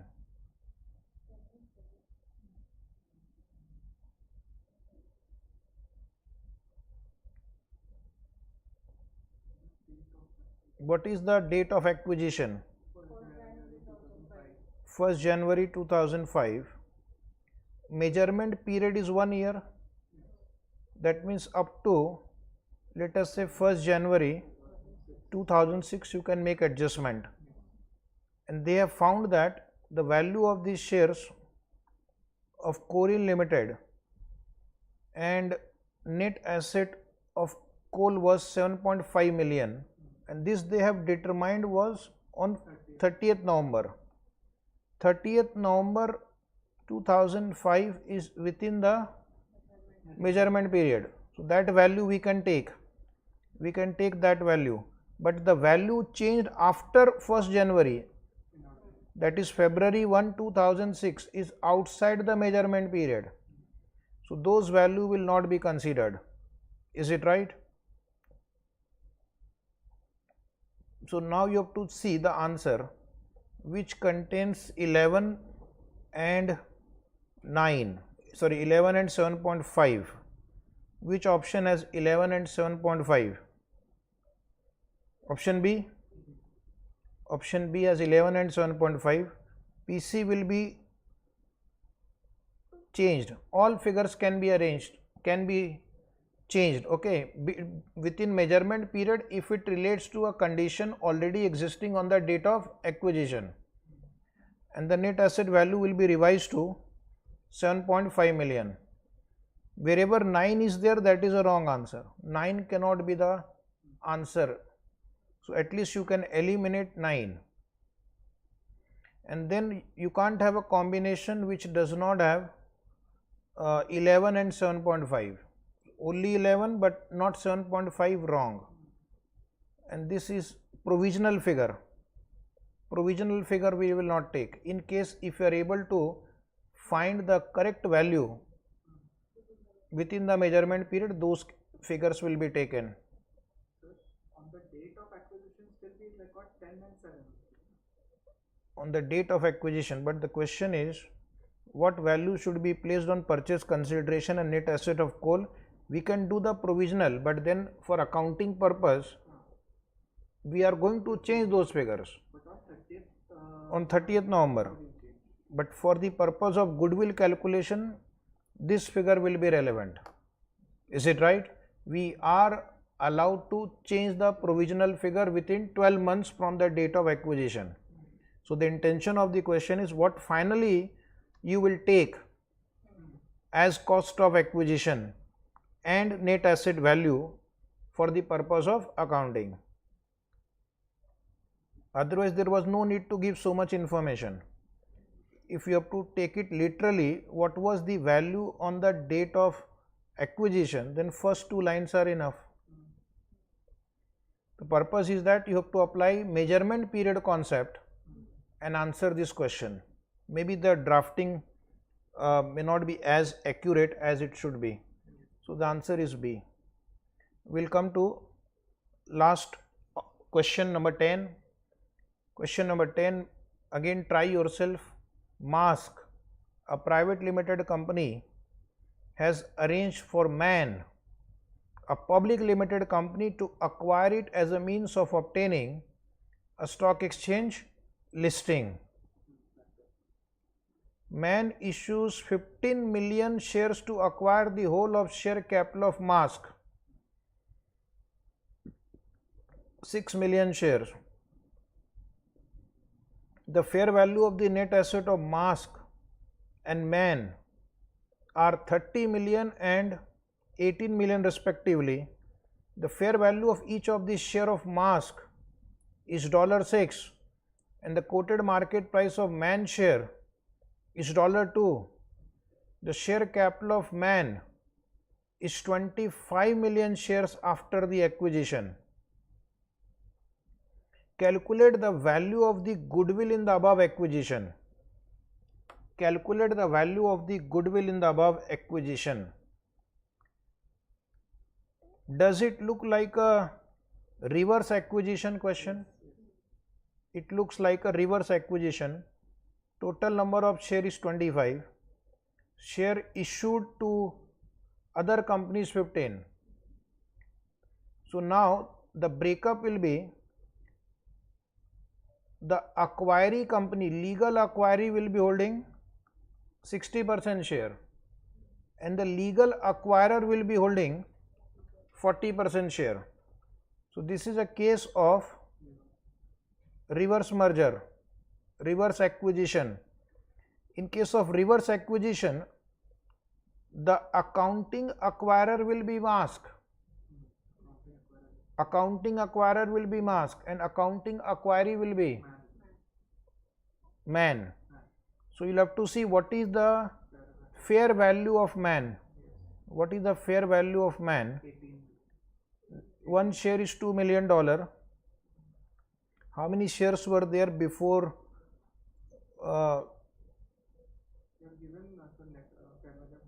Fair value of the net asset is 18 million.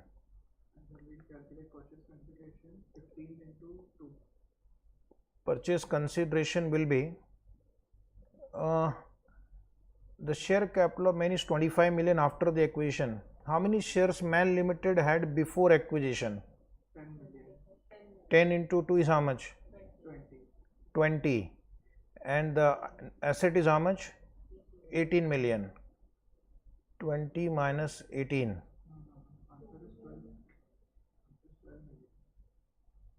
The man issues 15 million shares. The purchase consideration 15 million into 15 into 2. 15 into 2. that 30 million is purchase consideration. 30. And Net asset 18. 18. So 12 million is equal. 12. Let me see. The answer is not 12. Sorry. No, the 6 million shares are issued, no? 6 million shares. Oh, It's given a 15 million shares so far. Share capital of March 6 million. share ratio can be different.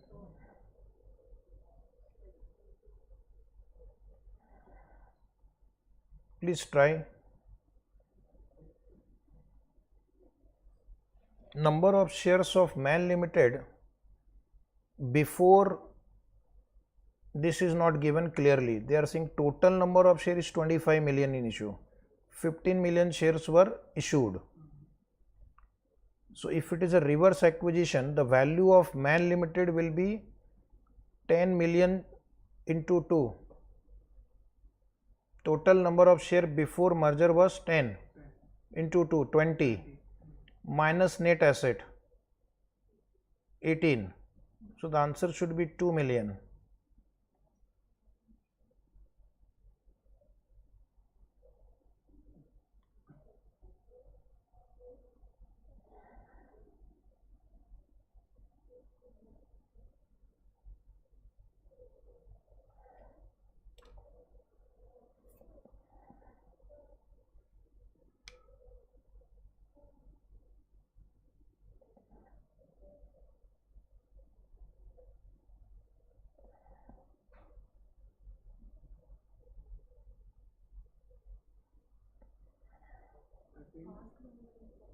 I think they have done 36 minus 30. 36 minus 30 they have done. Normal calculation.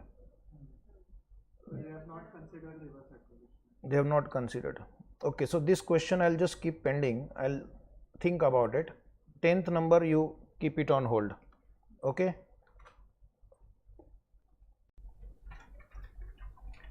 Dear students, today we are going to take MCQ on IND AS 105, non-current asset held for sale and discontinued operation. So are you ready for this challenge? Check how much you have understood IND AS 105. I will take difficult questions and this will help you to evaluate your preparation for IND AS 105. Question number 1.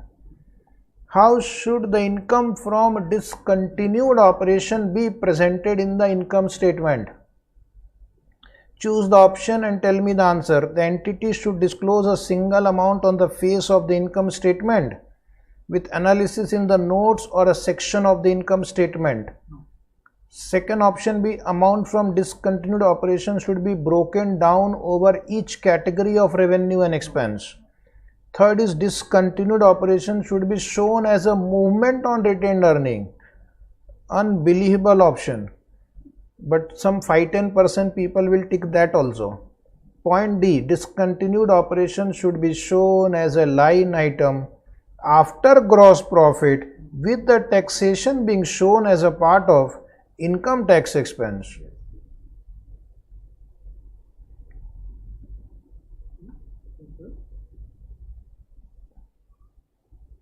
Which option is right? D. There is no question of gross profit in the income statement. In which corporate P&L account do you see gross profit? We write revenue, other income, total income, all expenditure, PBT. Where is gross profit? So this is wrong. This is wrong because you don't have to give the breakup of each category of revenue and expense. It is presented as a single item, single amount on the face of income statement. So you have to only write profit or loss from discontinued operation. Single item is only one. Yes, actually you should give profit or loss before tax and tax expense. But these three options are totally wrong. There is no gross profit shown in income statement. You can't make that blunder. So tick mark option A. You can show discontinued operation, profit or loss as a single item. You don't have to write revenue expense separately on the profit and loss account. Okay, try your luck next time. Question number 2. Everybody, how should the asset and liability of a disposal group classified as held for sale be shown in the balance sheet? The assets and liabilities should be offset and presented as a single amount. Can we do offsetting? No. First option is wrong. The assets and liability of disposal group should be shown separately from other assets in the balance sheet, and the liability of the disposal group should be shown separately from other liabilities in the balance sheet. This seems to be correct, so I'll keep it on hold because I need to read other options also. There can be better option also. The assets and liabilities should be presented as a single amount and as a deduction from equity. This is students' IND AS. There should be no separate disclosure of assets and liabilities of a disposal group. This is also wrong. So eliminate the wrong answers.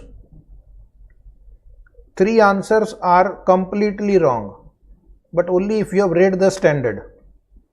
Otherwise you will write students IND AS. Question number 3. This can come as a 4-mark question also in the exam without options. Okay. An entity is planning to dispose of collection of asset. The entity designate this asset as a disposal group. Everybody should participate. The carrying amount of this asset immediately before classification as held for sale was $20 million.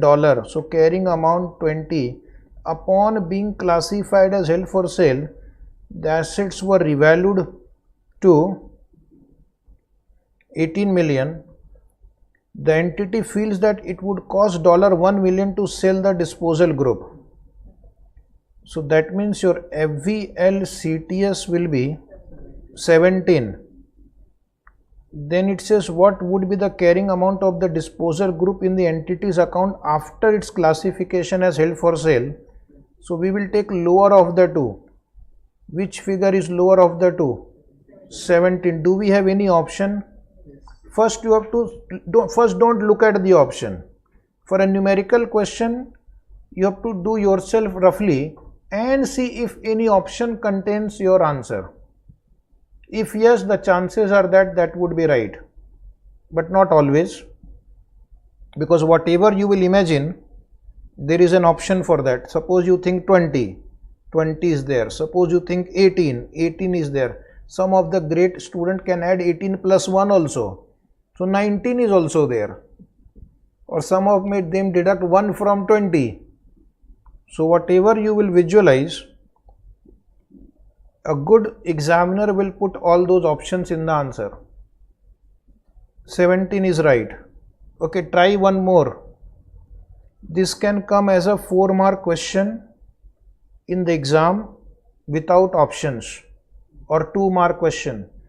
An entity is planning to dispose of a collection of assets. The entity designates this asset as a disposal group. and the carrying amount of the asset immediately before classification as held for sale was 20 million.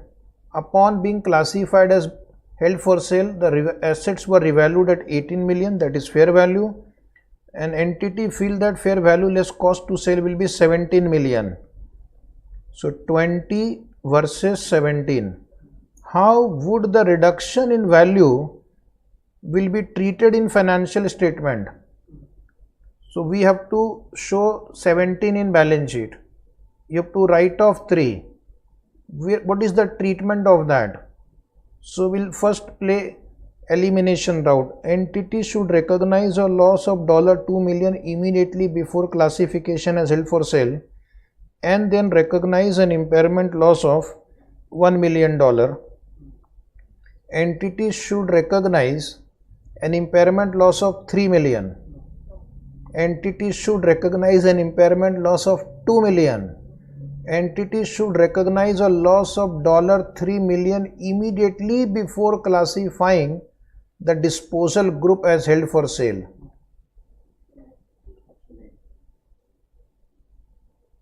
Option A. Why? Because when we revalue the downward evaluation, First revaluation and then P&L account. But who says that the entity follows revaluation model? Upon being classified as held for sale, the assets were revalued at $18 million. So that was the fair value. That was the fair value. What is written? The carrying amount of this asset immediately before classification as held for sale was 20 million.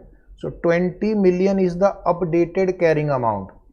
20 million is updated carrying amount. Okay. And they have revalued it to 18 million. So entity will recognize a loss of $2 million immediately before classification as held for sale. So that is under IND AS 16. Interpretation issue. They have revalued it to 18 million. So 2 million will be revaluation loss under IND AS 16. 1 million loss will be under IND AS 105. In any case, the answer would be total loss of 3 million will go to profit and loss account. But of course, we will assume that the asset is carried at revaluation model. Now next question number 5 is easy on your brain. In order for a non-current asset to be classified as held for sale, the sale must be highly probable. Highly probable means that the future sale is likely to occur, future sale is more likely than not to occur, and the sale is certain. The probability is higher than, more likely than not. We have discussed the definition. Higher probability means the probability much more than 50%. More likely than not is more than 50%. Highly probable means much more than that. So which is the answer? The last one, probability, because they have said probability. You can see the definition in the second page of our chapter. Tick mark D. Tick mark D. You will come to the class is probable. I will come to the class is highly probable. Understood? You have a choice. See, some students are absent today. Online also, offline also. But I am there. Independence Day weekend. Question number 6. An entity acquires a subsidiary exclusively with a view to selling it. The subsidiary meets the criteria to be classified as held for sale.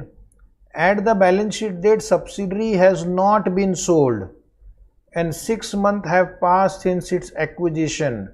How will the subsidiary be valued in the balance sheet at the date of first financial statement after acquisition? How will the subsidiary be valued in the balance sheet at the date of first financial statement after acquisition? At fair value, at FVL CTS, at carrying amount, or in accordance with the applicable IND AS?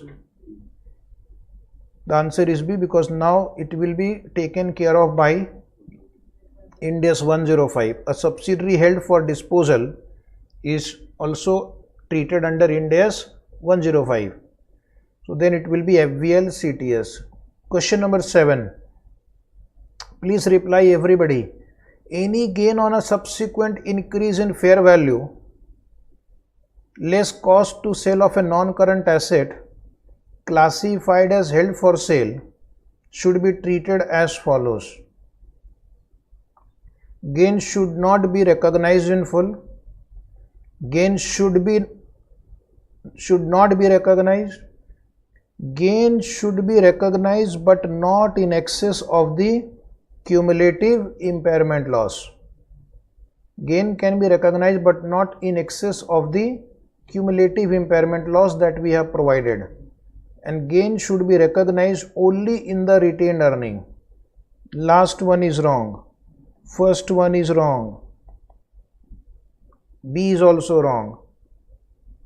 So there is a paragraph in the notes also. Gain will be recognized but not in excess of cumulative impairment loss. Although we did not have a question on that. Question number 8. Question number 8. An entity has an asset that was classified as held for sale. However, the criteria for it to remain as held for sale no longer apply. So this is a reverse of held for sale. What will you do when the criteria no longer apply? The entity should leave the non-current asset in the financial statement at its current carrying amount. Wrong.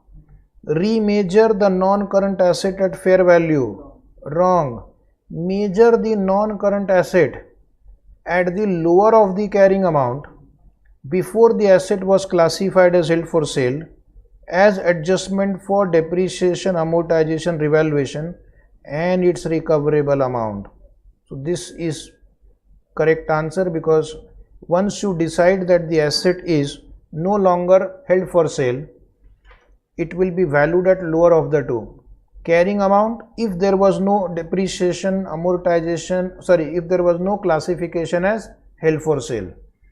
So forget for the timing that there was held for sale accounting followed.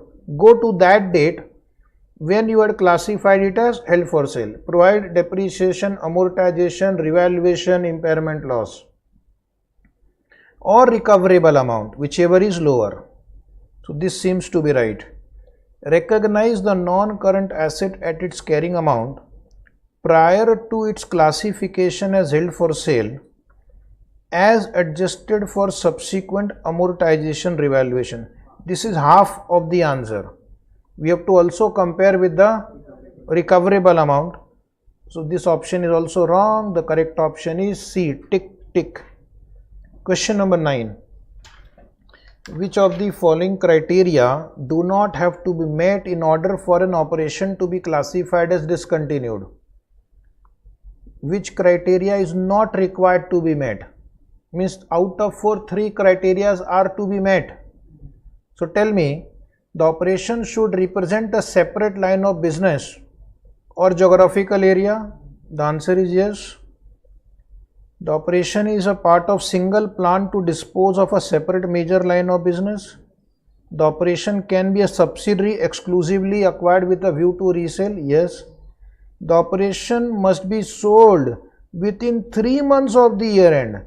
There is no such requirement.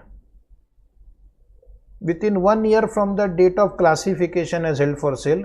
So that is a wrong option, and therefore tick tick D. One more chance, last chance to show your skill. IND AS 105 states that a non-current asset that is to be abandoned. If the non-current asset is to be abandoned, it will not be classified as held for sale. Non-current asset which is to be abandoned is also treated like held for use only, and IND AS 16 will apply. The reason for this is because the carrying amount will be recovered principally through continuing use. It is difficult to value, wrong option. It is unlikely that non-current asset will be sold within 12 months, wrong option. It is unlikely that there will be an active market for a non-current asset. Three options are totally far away from the real answer. So it is assumed that the carrying amount will be recovered through the use, and IND AS 16 will apply. So that was also a good question. So with this wonderful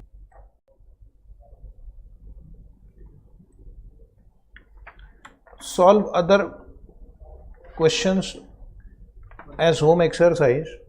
One question 30 is also. 30 homework. Question number 30 homework. Now all the students, please come to this MCQ on IND AS 108 and test your understanding of IND AS 108. Are you ready for this challenge? Yes. IND AS 108 is operating segment. So let us check your understanding. Expect such questions in the exam, and this can itself be a 4-mark question also without the options. Understood? If they remove the option, it will become a 4-mark question. An entity manufactures suits, clothing, bed linen and various cotton and man-made fiber products. It has several segments which are reported internally as. So what are the segments? They have suits, shirts, bed linen, blinds, cloth, and then they have given you sales. So if you look at it, this will be reportable segments. If you look at the profit, this 1, 2, 3 will become a reportable segment independently. This will become a reportable segment if I only apply 10% criteria. The table represents the percentage of sale, profit and asset that are attributable to the different segments. So that they have bifurcated it for you. The entity wants to present bed linen and cloth as single segment. Where is bed linen? This, and cloth, because their economic characteristics are same and most of the features are also same type of customer, same type of product or service, same type of distribution network, same type of regulatory environment. So can they combine these two as one? But is wondering whether the information can be aggregated. That is the question. Can you aggregate bed linen and cloth as one segment? That is the question. I will ask you. Keep thinking. How will the segment information be presented in the financial statement? If suppose there is no options, it will become a 4-mark question. And let us see with option what would be the answer. So option A, this bed linen and cloth, which they want to merge as one segment, aggregate as one. Suits, shirts, and shirts will be shown as separate segment and blinds in the other category. So let us see whether suits and shirts they qualify. Yes, they have 10% and blind does not satisfy any of the 10% criteria, and the management wants to aggregate these two, which you have to read IND AS 108 to get the answer. Can they be aggregated? Okay. Then second option B, all the segments should be presented separately. Now that cannot be the answer because blinds do not meet any of the 10% requirement. Suits, shirts and bed linen will be separate segment with blind and clothes shown as single segment. Blind and cloth. Blind and cloth. Last two, they can be shown in other segment. Is it right? And last D, option D. So this is a potential right answer. This is a potential right answer. B we have eliminated. Then suits and clothes will be one segment with shirt, bed linen and blind shown as other separate segment. This cannot be the answer because bed linen has got 10% or above sale, 10% or more profit. So it has to be separately disclosed. So now the choice is between A and C, A and C, A and C.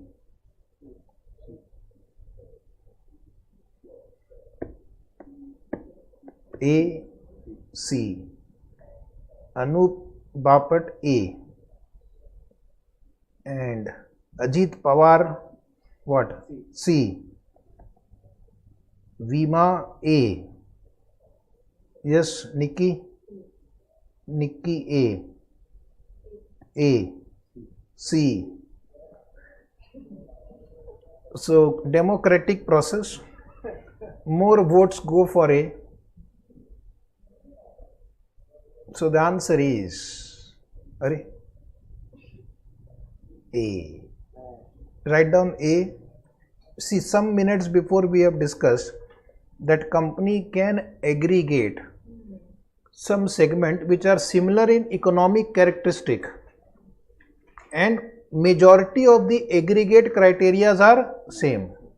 So cloth and bed linen are not something very different product from each other. So if management wants, they can aggregate cloth with bed linen also. It can be done because they have similar economic characteristic, they share aggregate criteria, so that can be done. So the answer is A. Cloth can have similar characteristics with all of them. Cloth, but management wants to merge like that, so management have that discretion. It have similar characteristic to suits also, shirts also, but management says I want this particular way of reporting. The CEO DM may say I want this particular way of reporting, so that can be done. Quantitative thresholds we found that is not required. If you want to, I have shown you, I think, I don't know whether you were present or not at that point of time. Even if a segment does not meet 10% threshold, it can be aggregated with other segment if it has similar economic characteristic and majority of the aggregation criteria are same. So if you look at it, the nature of product and services are similar. I am not saying same, but similar. Type or class of customer, similar. Production method, similar.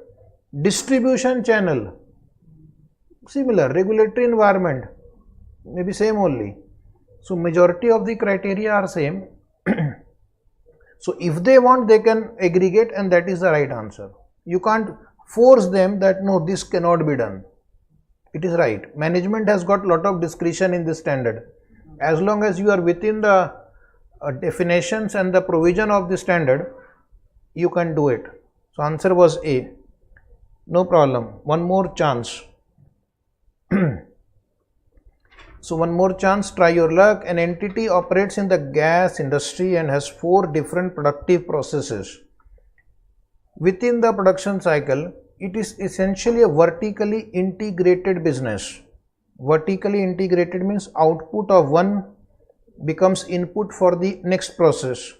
The entity proposes to disclose segment information regarding each of the 4 operations. So there are 4 segments and they want to disclose about each of them. Can the entity disclose separately as operating segments the 4 operations within the production cycle?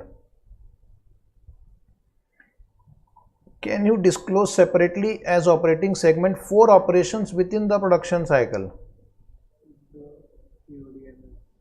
Well, you have got 4 choices, you have to answer within that limit only. No own interest idea. These are the options, choose one of them. So the first answer is no, it must show a single segment covering all the various operations. B, IND AS 108 says it is compulsory to show each different operation separately. C. IND AS 108 encourages voluntary disclosure of the segment and it is considered to be a good practice. And D. The entities should group together various operations and show exploration, production and chemical as one segment and retailing as other segment. And from where did they get this segment, chemical, retailing? It's not in the problem, but maybe these four processes are exploration, production, chemical and retailing. Yes, vote now. Voting starts. Sure. How many of you are saying A? None of you are saying A. 100% votes go to option C. C is the right answer. And if you can answer this question, you have understood this standard. Okay. Next, question number 3. MS Limited follows IND AS for its financial reporting.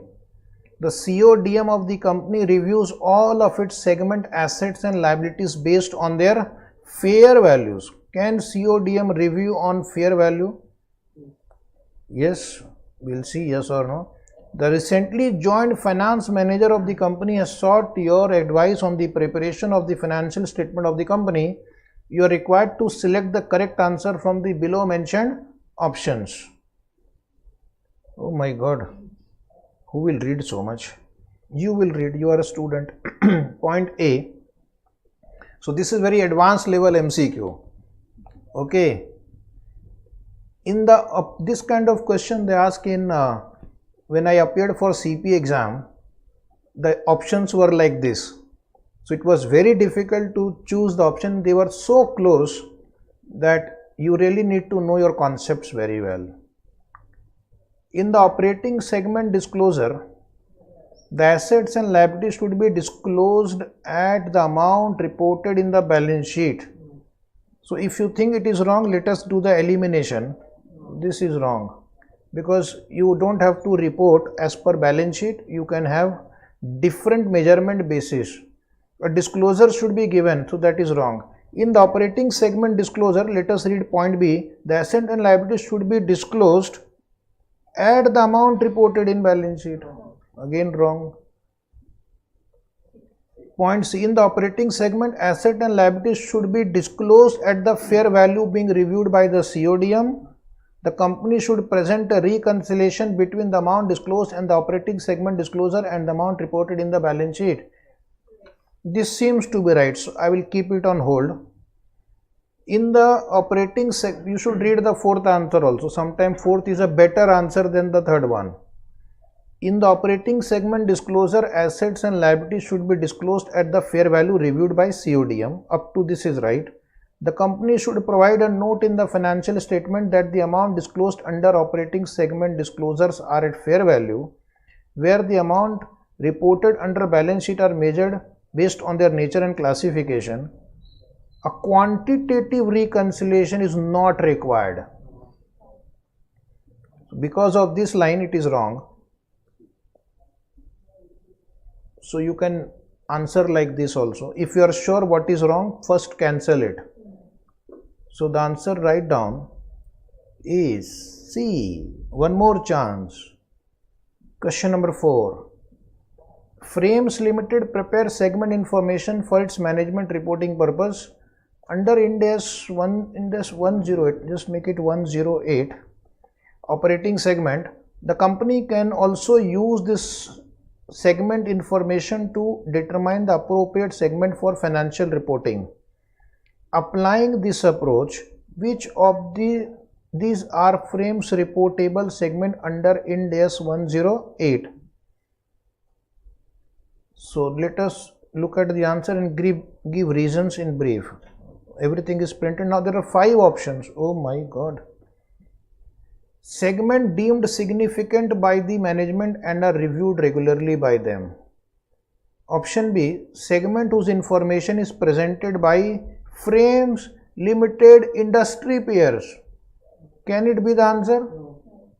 So whatever you think is totally wrong, first you eliminate, because every company is free to determine their own operating segment. Then point C, each segment whose operating results are reviewed regularly by the board of directors of Frame Limited to make decision about resources to be allocated to the segment. Right or wrong? Wrong. Board of director is not required. CODM is required. Board can be CODM, but let us read the other options also. Each segment whose operating results are reviewed regularly by the MD, who is the CODM, to make decisions about resources to be allocated to the segment. Seems to be right. So I will keep it on hold. Let us read D also. Segment whose operating results are covered by the vice president who reports directly to the president of frame. Totally wrong. What about A? Why can't A be the answer? Segment deemed significant by the management. Management they have written and are regularly reviewed by them, but not only reviewed, one has to also take resource allocation decision, assessment of performance. So D is the right answer. Write down D. D is the right answer. Dear students, please come to MCQ on IND AS 109 and check how much you are prepared for these MCQs. First of all, 109 is a very important standard. All of you know that. And through these MCQs, we will have a quick revision of 109. Question number 1. Which of the following is not a category of financial asset as defined in IND AS 109? Not a financial asset. Yes, please reply. Which is not a financial asset? FVT PL, FVT OCI, FV at amortized cost, loans and receivable.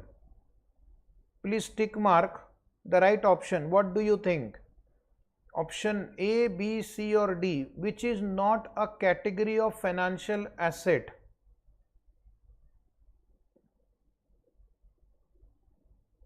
Please answer carefully. It is a financial asset. FVTPL is a category of financial asset. FVTOCI is a category. Debt instrument can be treated as FVTOCI. Okay, equity instrument can also be treated as FVTOCI. Debt instrument can be treated at amortized cost also. There is no category. There is no category called loans and receivable. It can be one of the three above, but it is not a category as such. The answer was D. Please tick mark option D. Question number 2. What is the principle for recognition of a financial asset or a financial liability in IND AS 109? What is the principle for recognition of a financial asset or a financial liability in IND AS 109? Keep a score also. Keep a score also. We'll see who has got the highest. And you will count only your first answer that you have given. Yes, please reply this answer. Read the question from the screen. Which one do you think is right?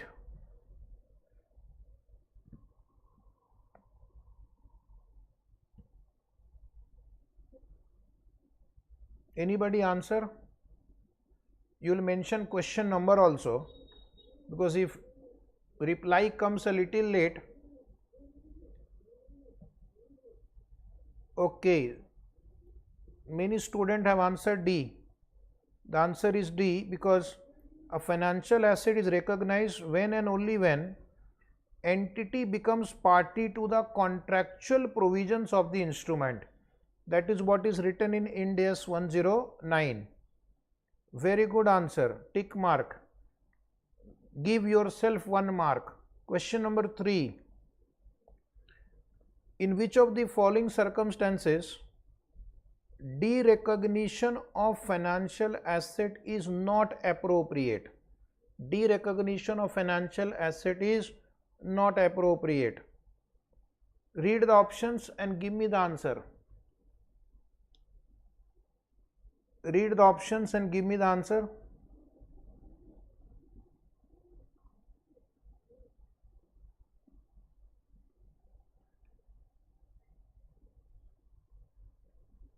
The answer is C. You are right.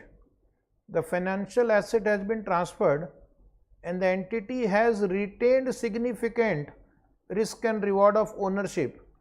In this case, derecognition is not appropriate. In other three cases, the entity can derecognize the financial asset. You are right. Option C. Very good answer. That shows your understanding.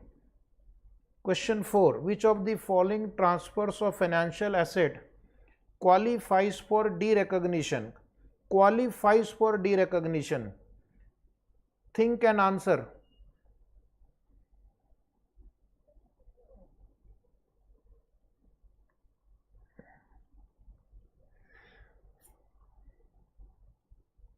I am also thinking.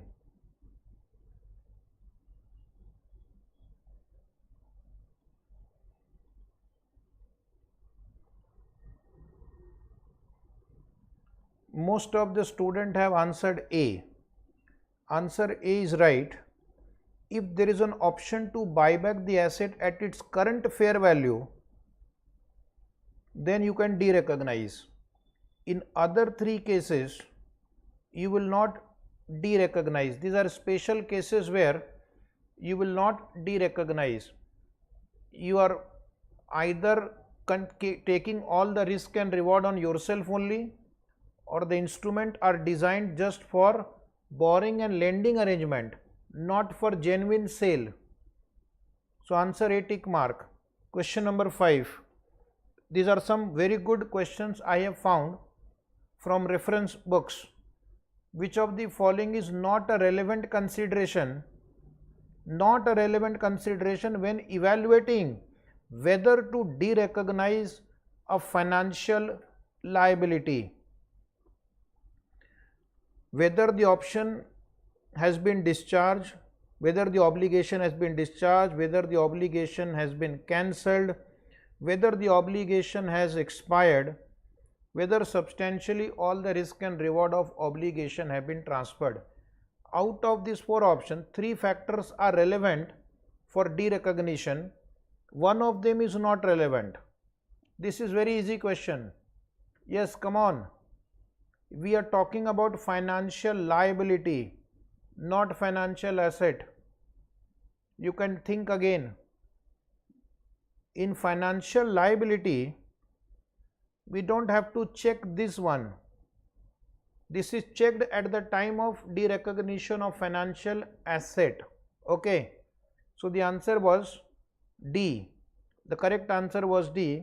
This is for financial asset, not for financial liability. For financial liability, we have to check these 3 factors. Answer D. Question number 6 in front of you. Very important question. At what amount is a financial asset or financial liability measured on initial recognition? Very basic question. Financial asset or financial liability measured on initial recognition. And if you think 2 answers are possible, tick the best option. Tick the best option. Anybody answer, please? Answer, come on. Think and answer. There is no charge for thinking. Thinking is a very rare job nowadays. The answer is very simple, fair value. The very beginning of the chapter states that financial assets and financial liabilities are measured at fair value. Is it right? For items that are not measured at FVTPL, transaction costs are also included in the initial measurement. So the answer was C. This first one is consideration paid or received. Now this cannot be the correct answer because sometimes we give loan to employees at a concessional rate. We compute fair value. Parent gives loan to subsidiary at concessional interest rate, but we compute fair value. Again, acquisition cost cannot be the answer in all cases. Okay, because if acquisition cost is much below or much above the fair value, then we have to record at fair value, and the difference is adjusted in either P&L account or some other item. And then consideration paid or received for financial asset or financial liability. This A and D are exactly same statement to confuse you. If A is wrong, D is also wrong. Tick mark option C. Question number 7, please solve yourself. Under IND AS 109, all of the following are the characteristic of derivative, except 3 options are defining derivative, 1 is not. Choose the odd man out. Anybody? Odd man out. Question number 7. Question 7.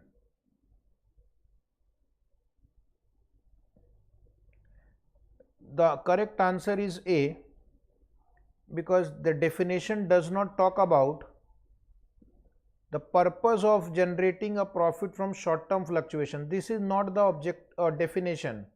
Its value change in response to underlying. Yes, this is a correct part of the definition. It requires no investment or very low initial investment. This is also definition, and settled at a future date. So these 3 together, last 3 together will be characteristic of derivative, but this is not. Derivative can be used for hedging also. So tick mark A. Question number 8. Under IND AS 109, is a derivative, for example, an equity conversion option that is embedded in another contract, for example, a convertible bond, accounted for separately from that other contract. Is derivative contract separated from other contract? That is the question. Do we separate embedded derivative? Don't say yes, you have to tick the correct option. Yes, no, that I don't want. I want you to answer A, B, C, D.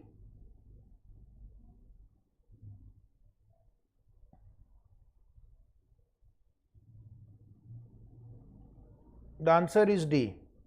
If you have read your standard carefully, the answer says it depends, and that there is a condition.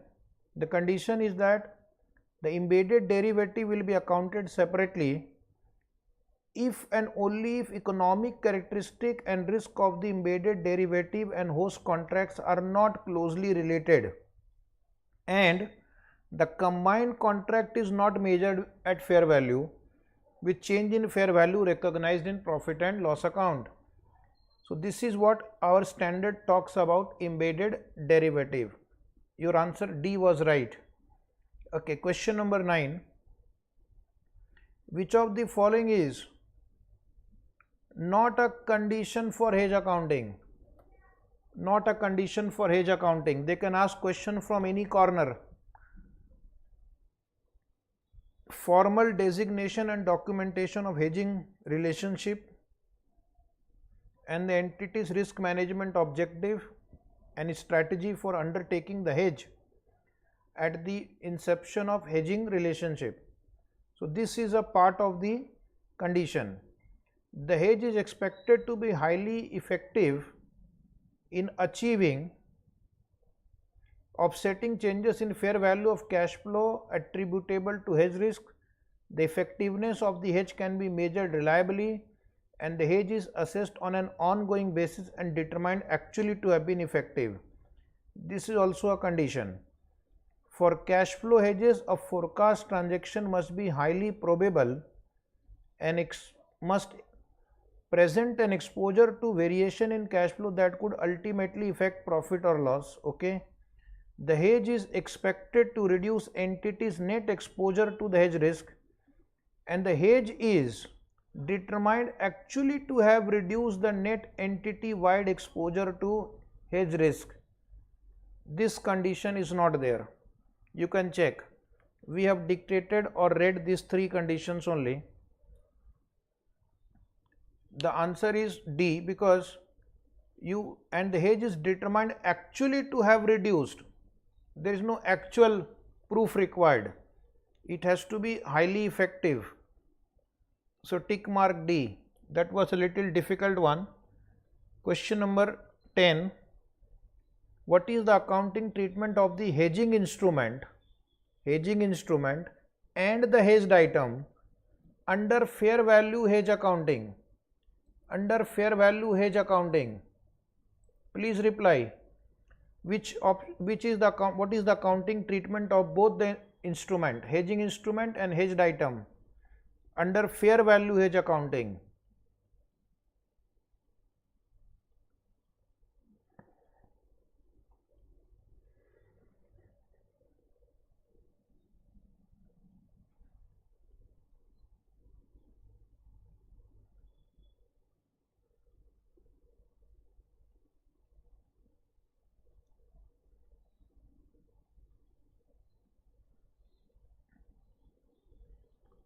Some of you are answering A, D,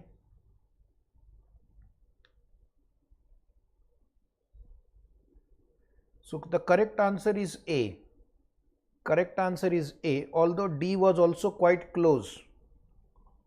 The hedge instrument is measured at fair value, no doubt, and hedged item is measured at fair value with respect to the hedge risk. Change in fair value are recognized in P&L account.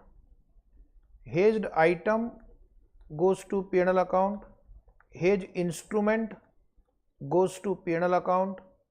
When both are transferred to P&L account at the same time, the impact on profit and loss is very low or negligible or not there.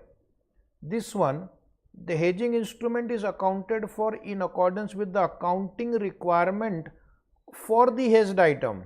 This is wrong.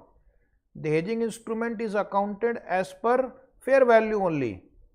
That is, your point number 2 is wrong, because hedging instrument is always recorded under fair value hedge at fair value only. It is not measured at amortized cost. The question of a derivative measured at amortized cost is not possible. So option D is wrong. Any doubt? Any doubt? A was the best of the lot. Now next is last question. What is the accounting treatment of the hedging instrument and hedged item under cash flow hedge accounting? Very good question. Try yourself. Give me the answer.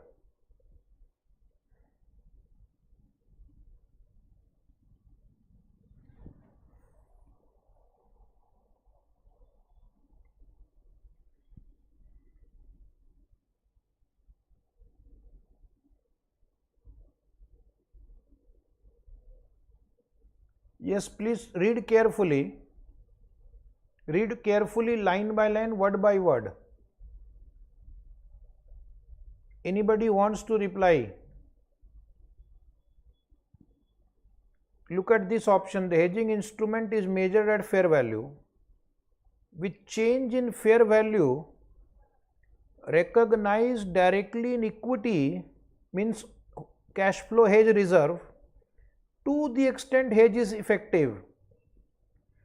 To the extent hedge is effective, ineffective portion is transferred to P&L account.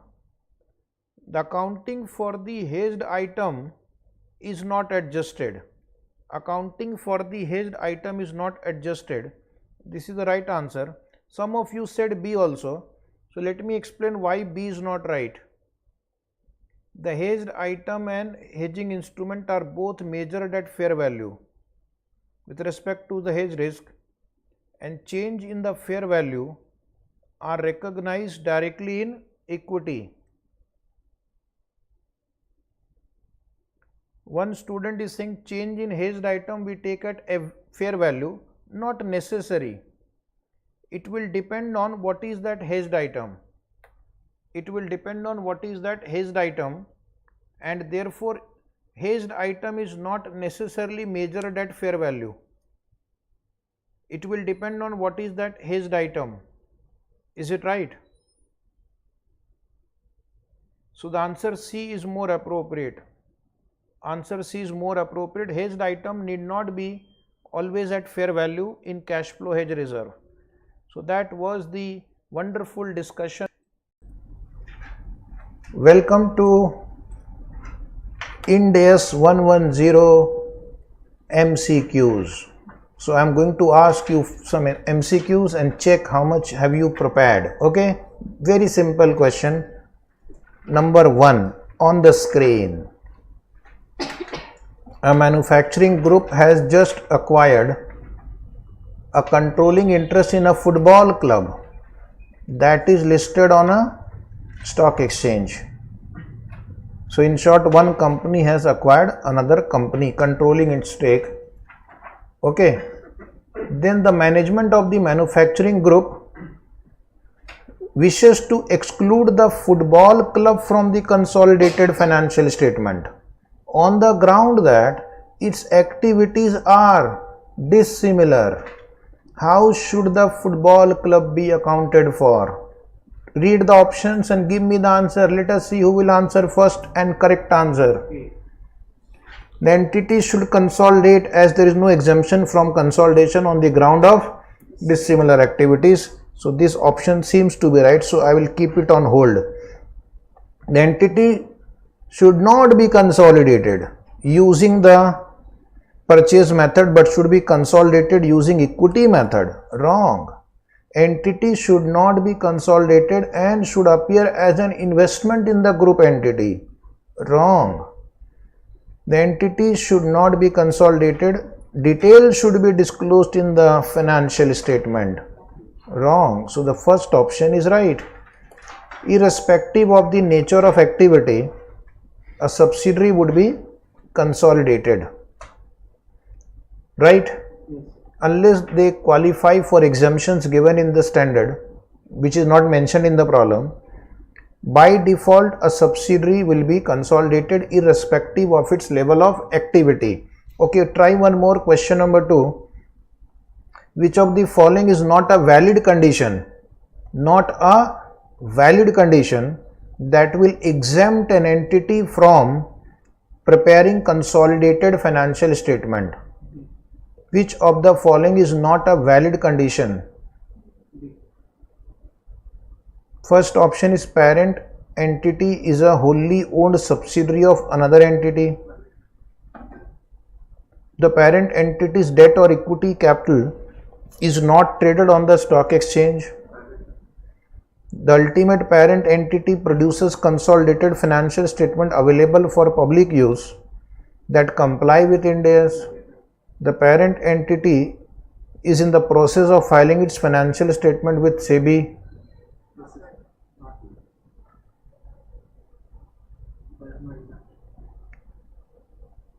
The parent entity is in the process of filing its financial statement with a SEBI. So tick mark D. It should not be in the process of filing the financial statement. Is it right? Yes. If you are in the process of listing, then you are not exempted. So the answer will be D. Answer, write down D. Please mark the answer as D. A, B, C, D. Okay. Then the third question is, what is the purpose of IND AS consolidated financial statement? Option A is to provide guidance on the preparation and presentation of CFS. Yes. Option B, to provide guidance on preparation and presentation of individual financial statement. Option C, to provide guidance on preparation and presentation of subsidiary financial statement. From where do they get such idea? And to provide guidance on the preparation and presentation of parent company financial statement. Even this is wrong. It is a guidance on preparation and presentation of consolidated financial statement. Tick mark option A. Option A is the right answer. Now come to question number 4. Who is responsible for preparing consolidated financial statement? Subsidiary, parent, audit firm, regulatory authority. Parent company. Sure. B is right. Option B is right. Parent company is right. Very good. One more chance. One more chance. What is the primary objective of preparing consolidated financial statement? If they ask you in the interview, what is the purpose of preparing consolidated financial statement? What answer will you reply? To show the financial position and performance of the parent company only? No. To show the financial position and performance of each individual subsidiary? No. To show the financial position and performance of the group as a whole? Yes. To show the financial position and performance of the auditor? I wish there would have been some standard like that. Most of the auditor would have failed. Okay. Enjoy. And one more question. When should an entity apply the principles of IND AS 110 for the preparation of consolidated financial statement? When will IND AS 110 be applicable? Option A, when it controls one or more entities. Option B, when it has significant influence. Option C, when it has joint control. Option A, IND AS 110 is applicable when there is a control relationship. For significant influence and joint control, we have two other standards, IND AS 28, which is applicable for associate and joint venture, and IND AS 111, which is applicable for joint operation and joint venture. So the correct answer would be A. Is this answer right now? Louder, yes. Yes, sir. Now we'll take MCQ on IND AS 111. Are you ready for this? Yes, sir. Check how much you have studied IND AS 111. Joint arrangement. Question number 1. What are the types of joint arrangement as per IND AS 111?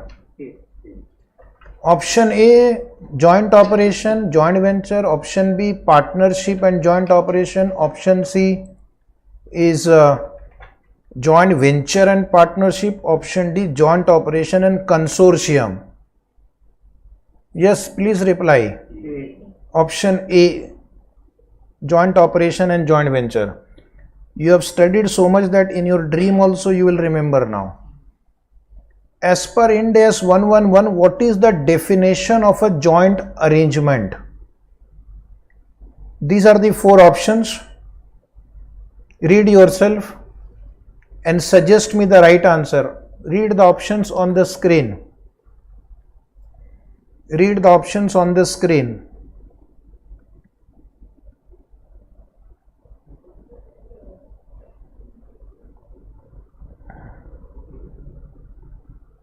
The answer is A, that establishes joint control of an economic activity. The definition nowhere talks about joint ownership or joint management or joint ownership and joint control. These 3 are wrong. The definition only speaks about joint control. The answer A, tick mark. Okay, try IND AS. Try question 3 under IND AS 111. What is the definition of joint control? Joint control definition. Please try. Read the question on the screen. Think yourself for a minute what can be the answer. If you have studied IND AS 111.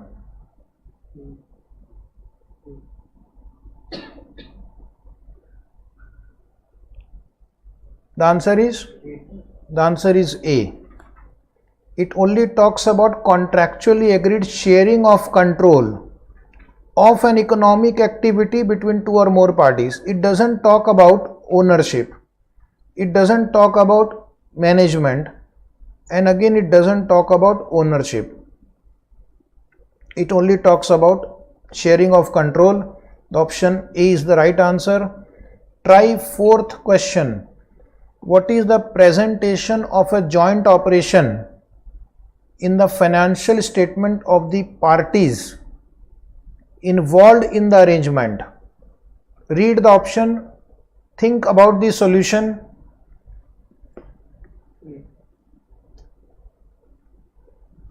Most of the students are saying A. Parties involved in joint operation should present their proportionate share in asset, liability, income, expense in SFS. So this is right. Why others are wrong? Let us see. Parties involved in joint operation should present the joint operation as a subsidiary. Oh my God. Should present as a jointly controlled entity. Wrong. Should present as an investment in associate. Wrong. So the answer was A. So dear friends, we are going to start MCQs on IND AS 113. Are you ready to test your knowledge of IND AS 113? Question number 1. What is the purpose of IND AS 113 fair value measurement? So read those 4 options and tick mark. To provide a definition and a framework for measuring the fair value. To provide a definition and measuring the fair value, framework for estimating the value of asset and liability. To provide a definition and framework for determining the value of intangible asset. Is it only applicable to intangible asset? This is gross mistake. To provide a definition and framework for determining the value of financial instrument. Is it only applicable to financial instrument? No, it's applicable to fair value of all assets and liabilities. So therefore, and here it is written estimating the value. They should have used the word fair value. So this is also not acceptable. So fair value of asset, liabilities and equity. So which is the right answer? A. You can follow elimination technique also. Try this one. What is the highest and the best use for the purpose of measuring fair value under IND AS 113? You have used this term highest and best use for non-financial asset. So let us try the options. The highest and best use is the use of an asset that would maximize its value. Right? Let us read others also. The highest and best use is the use of an asset that would minimize its value. This is wrong. Eliminate. The highest and best use is the use of an asset that would increase its value. Wrong. The highest and best use is the use of an asset that would change its value. Wrong. So what is the right answer? A is the right answer. Very good. Keep answering. Okay. Let us come to question number 3. What is the definition of fair value under IND AS 113? So you will be getting very close options, and only if you know the correct definition you will get the answer. The price that would be received to sell an asset or paid to transfer a liability in an orderly transaction between market participant. Is it right? Seems to be right. Let us just hold it. The price that would be received to sell an asset or paid to transfer a liability in an immediate transaction. What is the correct word in the standard? Orderly. So this is wrong. The price that would be paid to sell an asset or paid to transfer a liability in an arm's length transaction. This is also wrong because the correct term used in the standard is orderly transaction. In your intermediate, this arm's length word was used. We are not intermediate student anymore. We have grown up. Now point number D, the price that would be received to sell an asset or paid to transfer any liability in a forced transaction between market. This can never be fair value. So again the answer is A.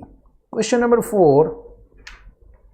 How should a company determine the fair value of an asset or liability under IND AS 113? So the options are: companies should determine the fair value based on the market price of the asset or liability. Is it right? Then companies should determine the fair value on the basis of cost of the asset or liability. Companies should determine the fair value based on the net present value of the asset and liability. And companies should determine the fair value on the basis of replacement cost of the asset and liability. So the answer is A. This is actually the first preference. So if you have to really choose one of the 4 options, the first option, level 1 input, is market price, option A.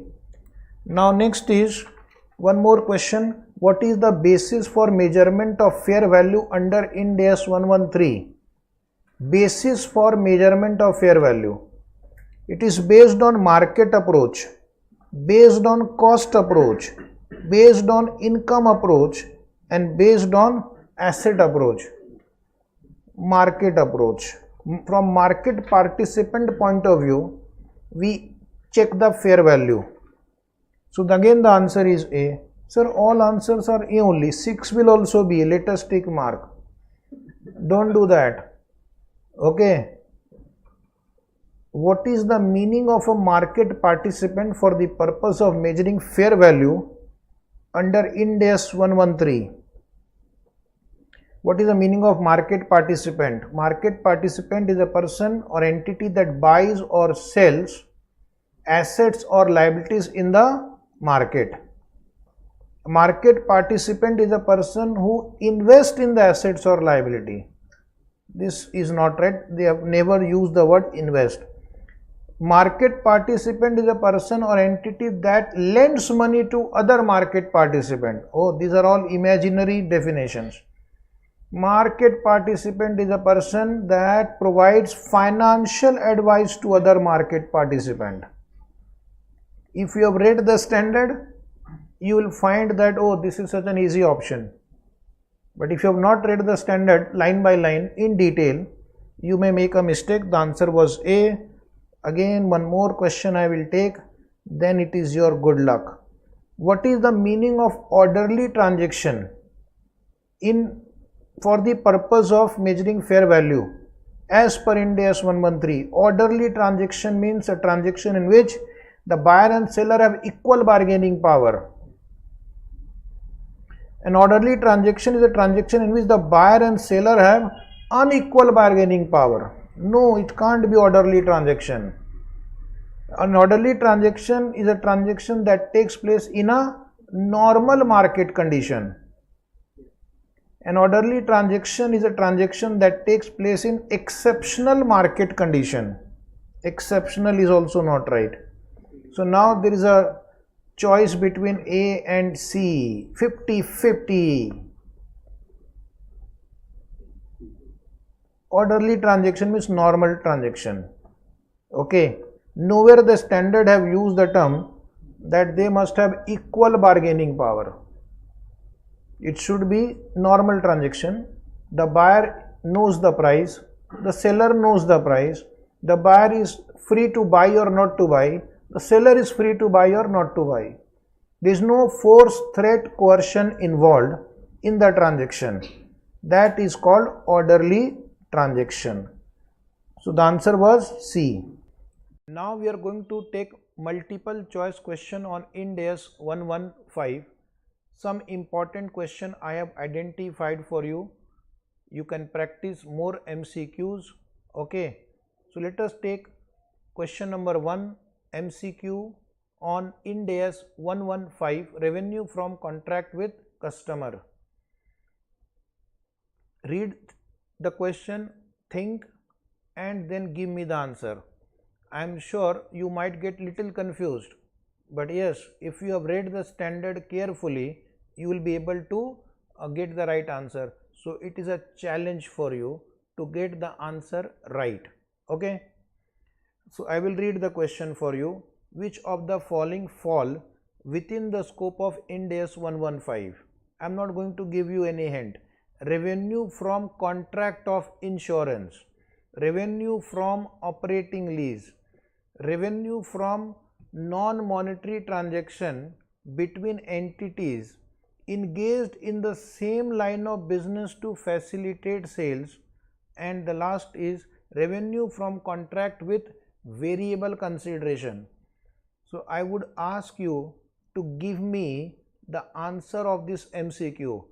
Think you are sitting in the exam and this question has come. What answer would you write? Anybody answer? Visualize the answer.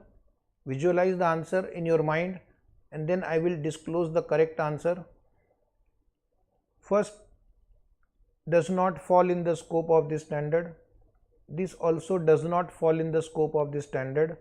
This also does not fall in the scope of this standard if there is non-monetary transaction between entity in same line of business to facilitate sale to the customer. Like two companies supplying bottles may supply to each other customer to facilitate sale. It is not covered by this standard because it is not treated as revenue. Then the only answer left is this one. Revenue from contract with variable consideration is covered by this standard. So if there is a variable consideration, it is estimated subject to certain conditions given in the standard and it will be recognized. So let us search for that answer which says option D is right. This answer. This says only 0.4 comes in the scope of IND AS. So tick mark C. C was the right answer. Okay, we'll try one more. Question number 2. If the entity expects to recover, what are incremental cost? What are incremental cost recognized as an asset? What are incremental cost in IND AS 115 recognized as an asset? So option A, if the entity expects to recover those costs from the customer. Option B, if the entity does not expect to recover those costs from the customer.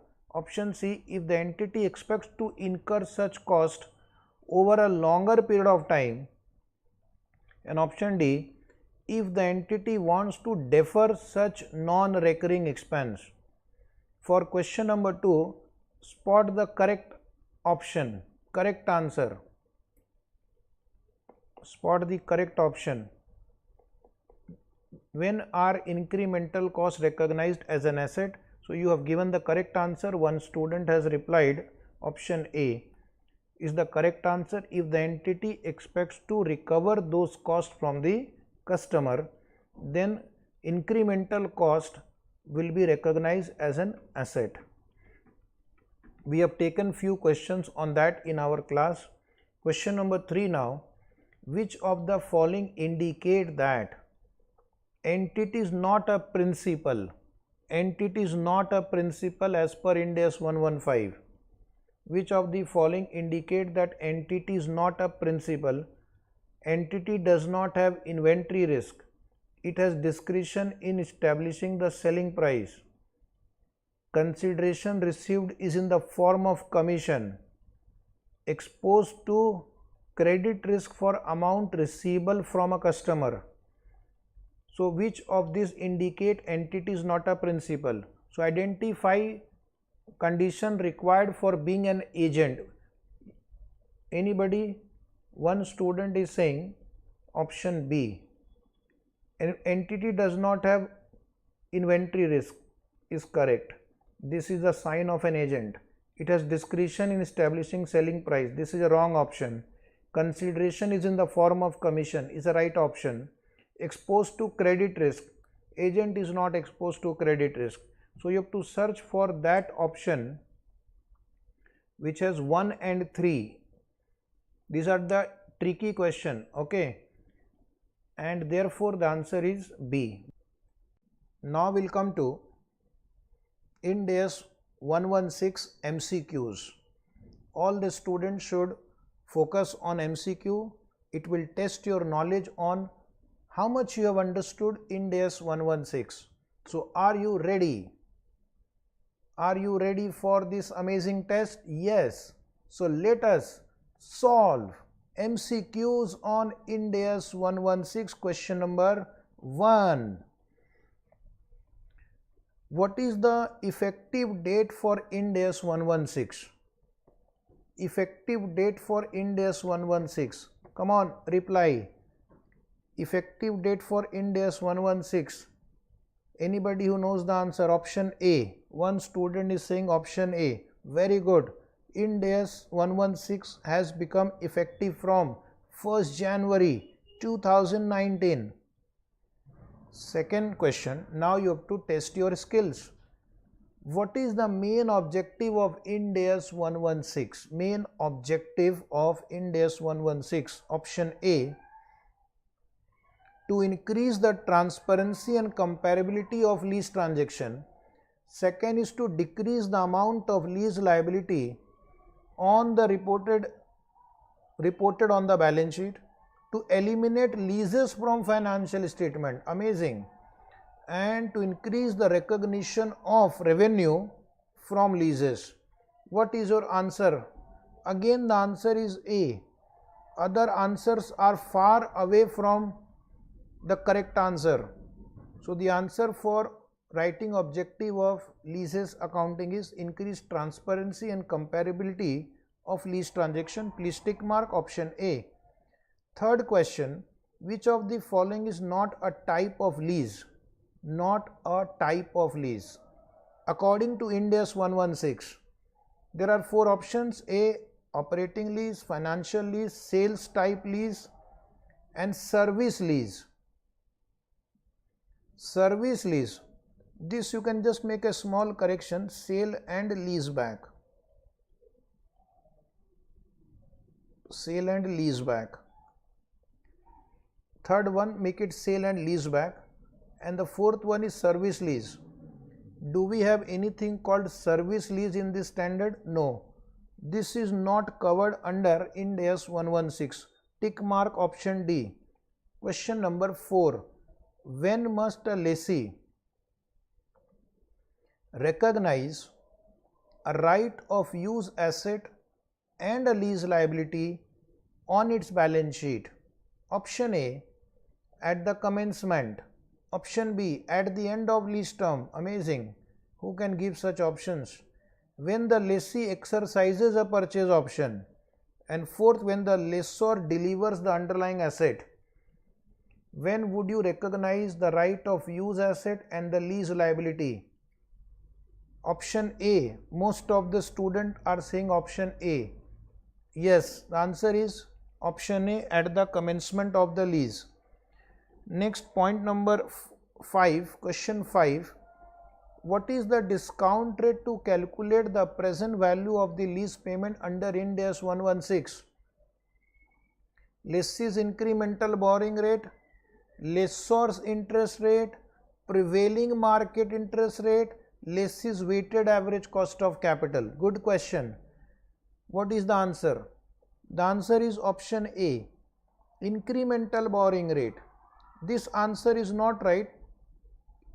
It would have, if it was written interest rate implicit in the lease, then this would have been right.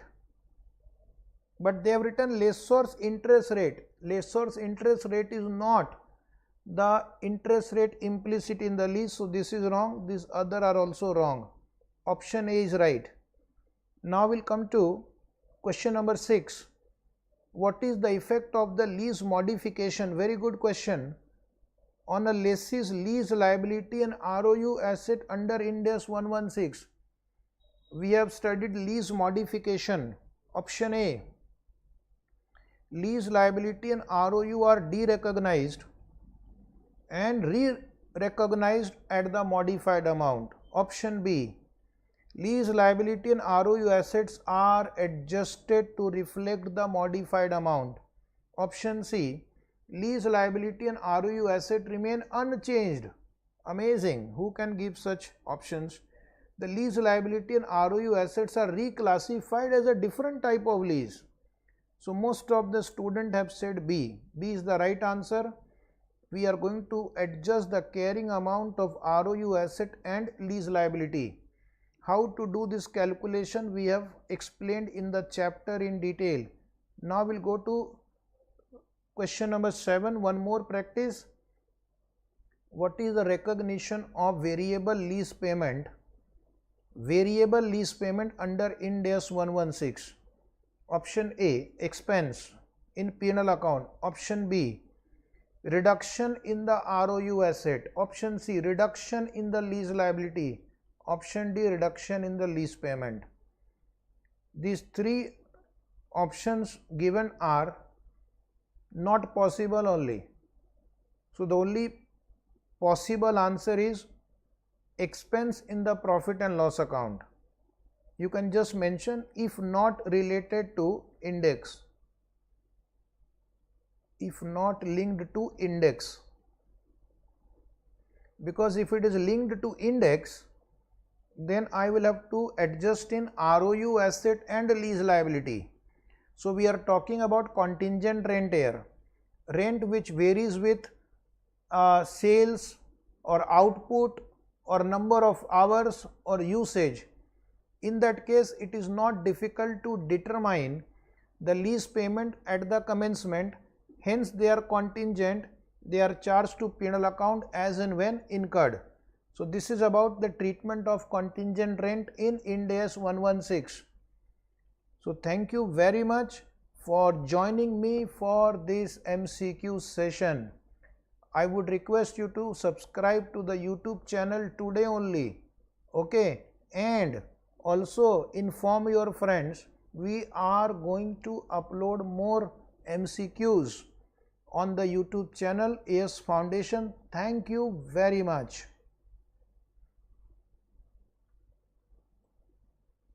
Are you feeling overstressed by your CA syllabus? Get the best CA revision lectures by top CA leaders, specially designed to boost your confidence and knowledge. And the best part of the lecture is that they are available at super affordable prices and available at any time, anywhere. So hurry up and place your order from our website vinod.in. It is a perfect solution for your last minute revision.